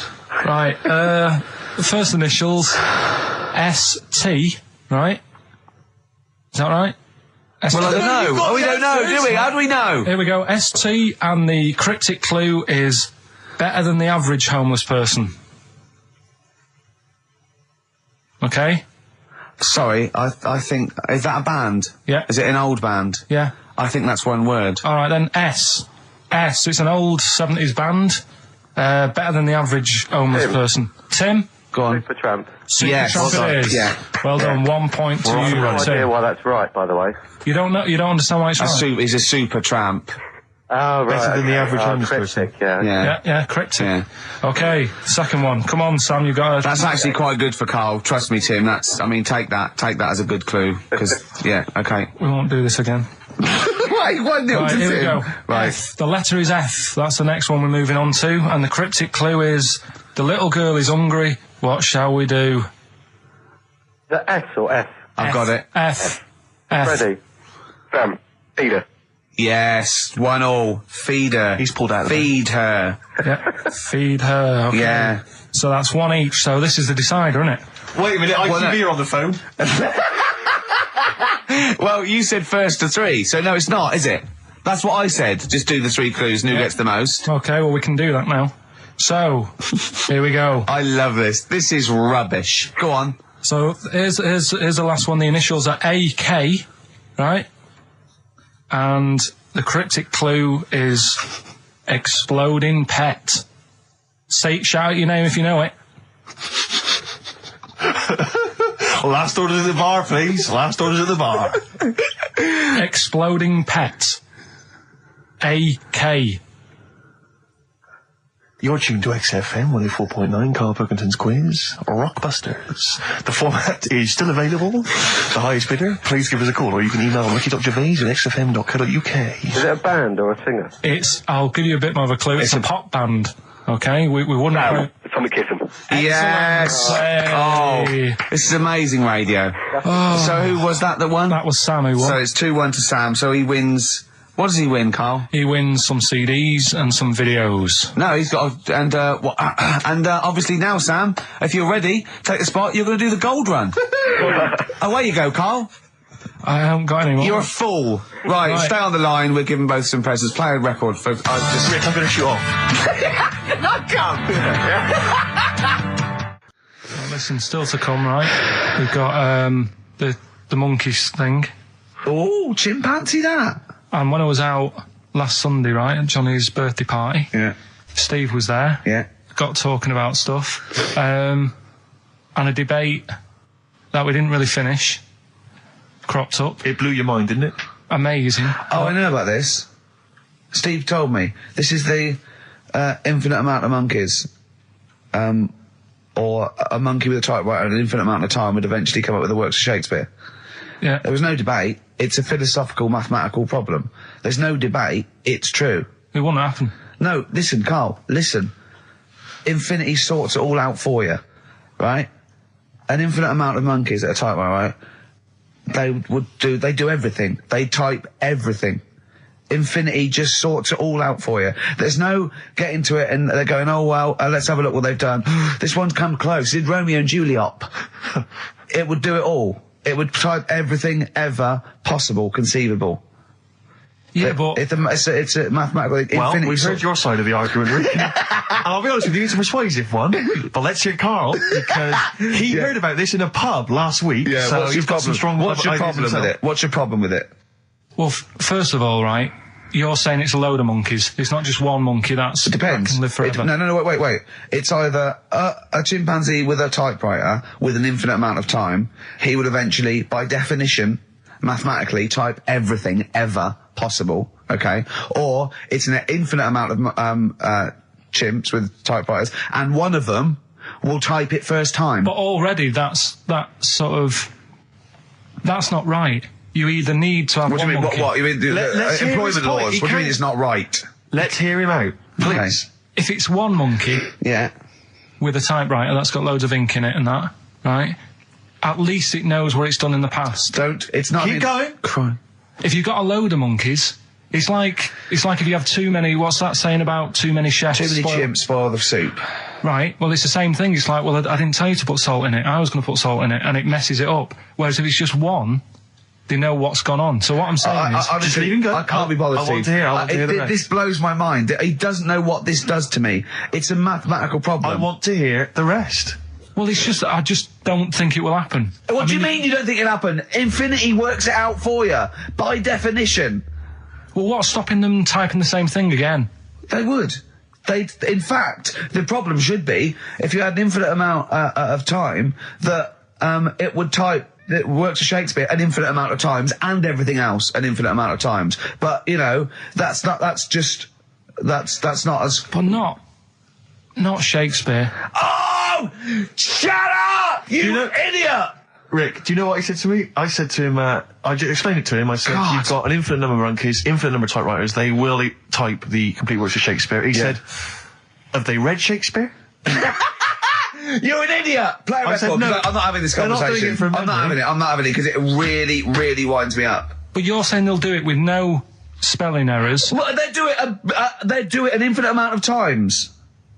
And they do it wrong an infinite amount of times. And they spell the last full stop wrong an infinite amount of times. And they get one thing wrong in Hamlet wrong an infinite amount of times. They do everything an infinite amount of times. But are they going off a story that they've... Play a record, Karl, because I'm going to knock you out. I'm just saying, Shut up! do they know the story? Oh, They're monkeys! Oh, Christ. No, Right, but- okay. Right. The Cure, obviously, Yeah. love song. Right, Carl's been taking phone calls for these clues. Right, and so everyone's been saying the same thing for the last one. He's been going, no, and I'm worried, I'm always worried. FD, I just overheard him on a call there going, what have I been saying? Oh, no, it's FP. Dickhead. Right, give me the clues out. It's a rollover. Right, tell people we're really sorry to anyone who would have got that right. Okay, right, do the clues quickly. Tell them it'll be a rollover, so we have to do 3 new ones. Do you not write these You're down, such Carl? a... I don't write the answers down in case Ricky looks over the thing and sees the answer. Why would I cheat? I'd rather you do something right with your life. Right, well, the clues were I've got 3 other jumpers like this one. Yeah. That was FT. Yeah. You got that, 4 tops. Yeah, that's all right. Good, well done. That bunch of people can't make up their minds if they want to sit in the sun or not. That was C, they were getting that. That was charlatans. Charlatan, right? A bunch of them charlatans, right? What do you mean? What's Charlie? No, it's like, shall I go out? Shall we? Charlatans. They got it, right? Where I went wrong with this one, the Jamaican fella, he had to have some aspirin. Why? It's my fault, you know, I'm not cutting, there's no point passing the book or anything. I said FD. A lot of people were saying, Fred Durst, like, forehead hurts, which is a good one. Yeah, which would have been as good as any of yours. But I made an error, so we'll roll it over. No. What is the answer? We'll roll the What is the prizes answer? over. Jamaican fella what? Add some aspirin, why do that? What's the thing? FP. FP, it was Frida Payne. Frida Payne. Frida Payne. Frida Payne. Frida Payne. That's awful. Carl, you've got to write these down next week. This is I'm right. sorry, You're the producer. I know, but I've had a busy week, haven't I? Just doing That's stuff not with an it. excuse. That isn't an excuse. Our excuse is we don't care. Yeah. You do put care. the work in and then make a mistake. Yeah. I mean, it's better not to try than try your hardest and be rubbish. Do you see what the point? We don't care. But you've got standards. Yeah, and you're not meeting them. Think of that. You're not even reaching your standards. God. Right, well, that's that, I guess. Well, the prizes will be giving those away next week. Bollocks again. Just completely... Song for the ladies to end the show with. It's from Nick Cave's new album, Nocturama. This is a track called He Wants You. Back next week. Remember, Frida Payne. This is the Best Of Show on XFM 104.9. I'm Ricky Gervais, with me Stephen Merchant. Yes. I hope you're enjoying the Best Of. I know what you're thinking. If this is the best, my Christ, what was the rest like? Well, we'll be back in a week's time, so you can judge it for yourself live. But anyway, in the meantime, this is one of the best clips I've ever heard. Oh, I'm laughing just thinking about what it might be. Do you know why people tink the glasses before they have a drink? Why they tink? The verb to tink. I do know that, Carl. Is it about poison? It is. Here we are. What, would it make a different noise? Nope. Brilliant. Go on, explain Why? it. You explain it, Steve. No, don't Steve. You explain it, Carl. Go on. Oh, I've started, so I'll finish. Go on, Carl. Explain why they tink the glasses. Ages ago, Yeah. only people with money had drinking or something. That's like one of my film reviews. Years ago. Welcome to History Now. Now, ages ago, only people with money had drinking or something. Keep going, Carl. Keep going. Like spirit and stuff, so they'd, it's like businessmen. It's easy for you to say. This is getting to be cruel, isn't it? This is amazing. Yeah, go on.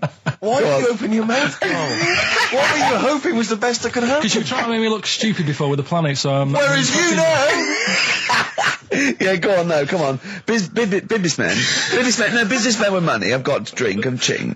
Okay, so then, with all the drink... So they'd nip round to have a chat about whatever they're earning money with. And they'd say, right, do you want a drink then? And they'd go, oh yeah, that'd be alright. So, rather than like, just pouring it out of a bottle into a glass and saying, there you go, it could be going, hang on a minute, it could be poisoning me here and trying to like nick my business idea. Yeah. So what they'd do, it'd sort of pour a bit of his drink into the other person's glass and you get that tink noise. And that's like cheers, you know. No, Carl, I just have a slight amendment there. I think what it was you're absolutely right that they would then test each other's drinks to show that it wasn't poison. But over the years, that was reduced to just chinking the glasses by way of saying, let's not actually bother going through the whole rigmarole. They just did the chinking of the glasses. Yeah, as a I kind of symbolic way of saying it. Yeah, that's good. It was exhausting though, wasn't it? I know. Was it worth it, do you think? Well, I like that, because people carry that with them now. When they do that, they'll think, oh, that bloke's definitely not trying to poison me. Yeah. So the horrible thing is that now, when I do the glasses, I can laugh and go, they don't know I've poisoned them. Exactly. You should always do the pouring back and forth. It's a shortcut, it's a slippery slope. You know, just be careful. Karl Pilkington in the chair now. The talked about, the acclaimed Educating Ricky. Right, well, just in case anyone's new, doesn't normally listen. Yeah. Basically, I'm educating Ricky. Do a bit of research in a week, find stuff, news, history, anything that's interesting. 3 stories, I give them a nice little headline. You take your pick. Between now and 3, you're going to learn 3 things. Yeah? Yeah. So, the headlines are, I'll be no buying one of them. Give us that again. I'll be no buying one of them. Nice, okay. Yeah. We've also got hippopotamus news. Okay. Okay. And can you believe it? Can you believe it? Well, I'm going to go for hippopotamus news. Hippopotamus news? Yeah. News. Right, well, this one, it's... I'm not going to take the credit here. I heard Christian talking about this on breakfast, right? Because it's a good story that happened. Basically, I don't know if I told you about it last week when we were having our spaghetti, but I think you did. Right, I know what it is. I know what this is. Okay, I've not heard this. right, there's a little midget. Right, there's a circus. I'm loving it already. Circus going on somewhere. I think it was in America. And is that present day or old times? I'm talking like in the last 3 weeks. Okay. Right, little midget. Circus, really packed out show. People are loving it. Right, Steve, you'll ask the same question I did. I know. So there's a little midget jumping up and down on a trampoline. What sort of circus is this? Right. I'd pay good money to see it. So everyone's clapping, and he's getting carried away. Because he can't believe they're loving it. I didn't know they'd like a little person on a trampoline, but they love me. But you know what it's like when, if there's a crowd of people sort of encouraging you to sort of go higher and stuff. Yeah. And I'm sure he knew it was getting out of hand. But he was jumping and he was coming down the road going higher, and he's going really high in the air, right? So he's doing this, crowd are clapping. There's a hippo, right, just sat next to the trampoline, getting ready to come on and do his act. Oh, right, I thought he was in the audience.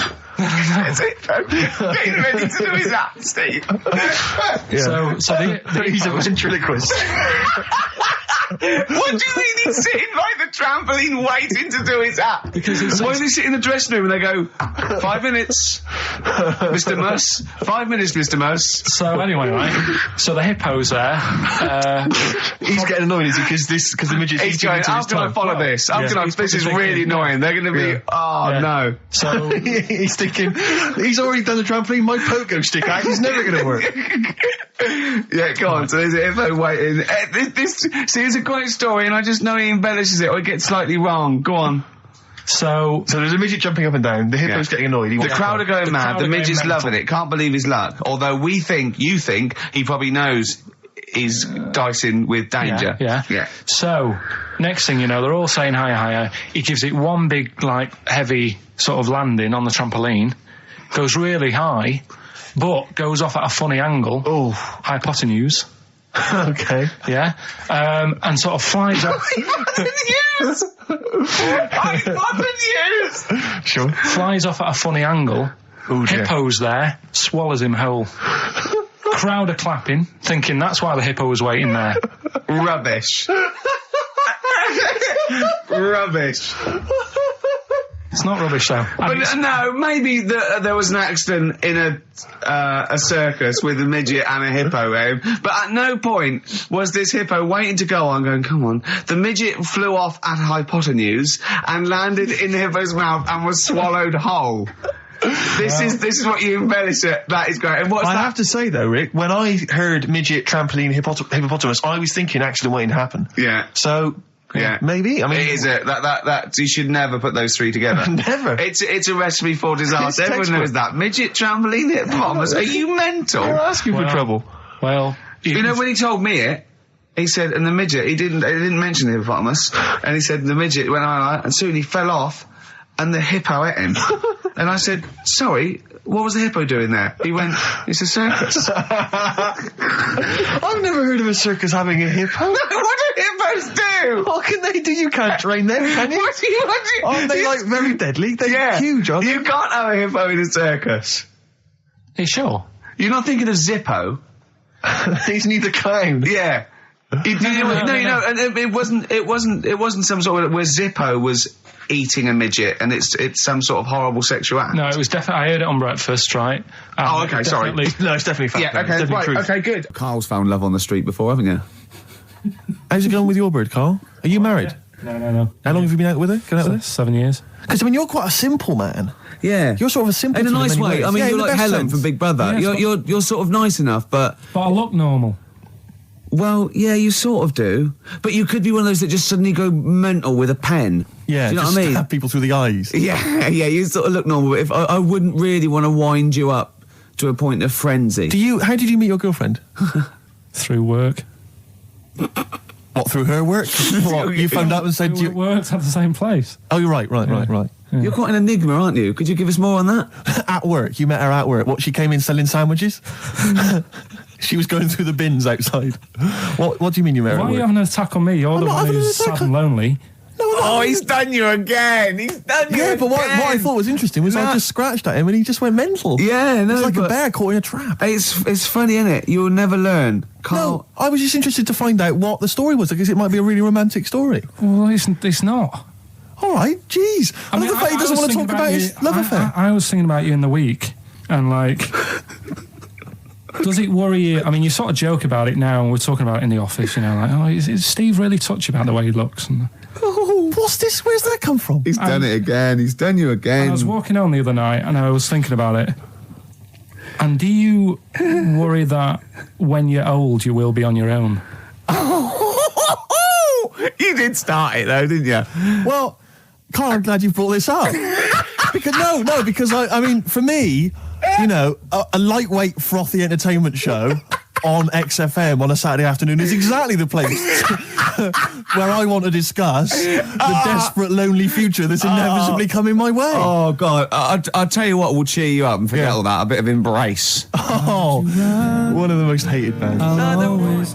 Probably you're thinking, Rick, isn't it time that we do our usual roundup of what's been happening in the news? Yeah. Which we always do every week. Yeah. We always do something, which is, I mean, basically, if you're listening and you're a new listener, say you work at a newspaper, we always try to be informative, just try and put stuff out there that just educates people, informs What are you people. thinking? Well, I said Monkey News is coming up, but what have you got? No, I was just looking on the net there and just found a couple of quite important news stories, probably worth mentioning.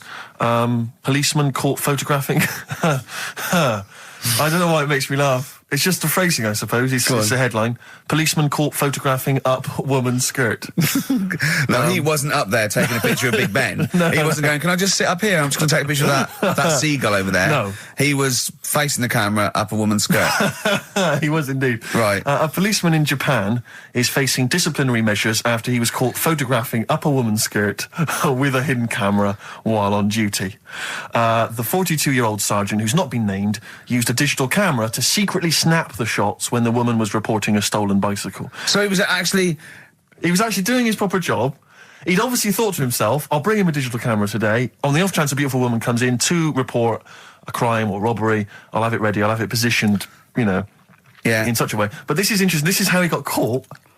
Okay? The woman became suspicious after she saw a flash go off. brilliant. I mean, this Not a secret at all. Sorry, did I just see your shoe? Your shoe just seemed to just spring into life there. It was light. There was light. Yeah, I think I've had someone set fire to some magnesium that was on the end of it. It won't happen again. But it's only you and I in here, and your shoe was just suddenly lit. Why are you standing like that? Why is your shoe just sort of like between my feet? There's no reason. This is how I always stand. What did the bike look like? Flash? So, are you taking pictures of my family? No. And no, I'm not. And you should be wearing knickers anyway. Well, how do you know that? What? How did you know I'm not? How did I know what? I'm not wearing any. I didn't know you. I don't know what you've got up there. Well, I don't know what it looks like, and there's no way I could. Of course, it would be roughly that conversation in Japanese. I know, yeah. 4.9, I'm Ricky Gervais, with me Stephen Merchant. It's the best of. You've been voting in all week, sending your emails, so here's the clips that you wanted.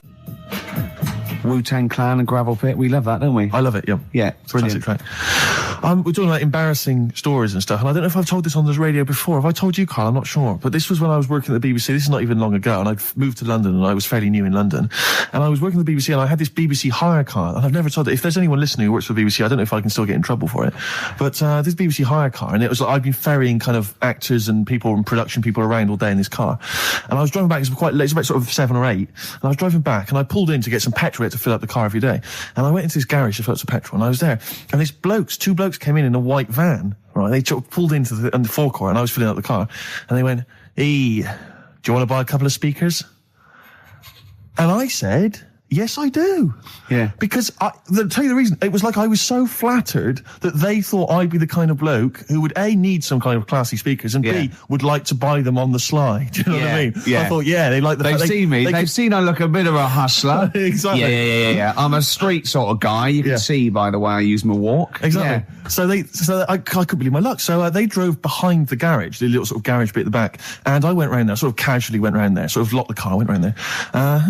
They went, open the back. You had 2 speakers in there. I said, "Are you sure these aren't knocked off, mate?" He went, No. We work for Dixon's. This is the story he spun me. We work for Dixon's, right? And we're delivery men. And if we make a delivery and the person's not there to sign for the goods, then we have to bring them back to the warehouse. But if we can sell them on the way back, then that's really good for Dixon's. Dixon's must love that. And instead of thinking, are you sure some kind of troubleshooter didn't... I mean, did someone go into Dixon's and go, you're not getting in the garage forecourt market? Jones. Exactly. Get a couple of lads in a white van. Exactly. Yeah. So anyway, I sort of bought this story, and I was a little bit dubious, and I went, right, let me hear them then. And he wired them up to the car stereo, and boom, boom, boom, they're playing. So it was some groovy hip-hop. I was thinking, great, these guys know what I'm into.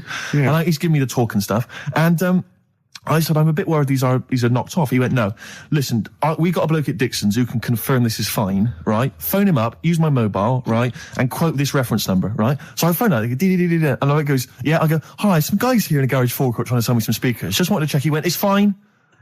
I went, should I just read the reference number or whatever? He went, if you want. And X14, and I went, yeah, it's fine. Yeah. Okay. You know that was, don't you? That was actually Mr. Dixon himself. Exactly. Yeah. Exactly. So I'm thinking, well, they sound great. They're giving me for a knockdown price. I'd say they were like 400 quid. They were like 200 quid or something. It was a good bargain. I was in the market for some speakers as well. Yeah. So while they were loading it's them all kosher. I phoned Dixon. Exactly. I phoned Dixon. That's fine. Yeah.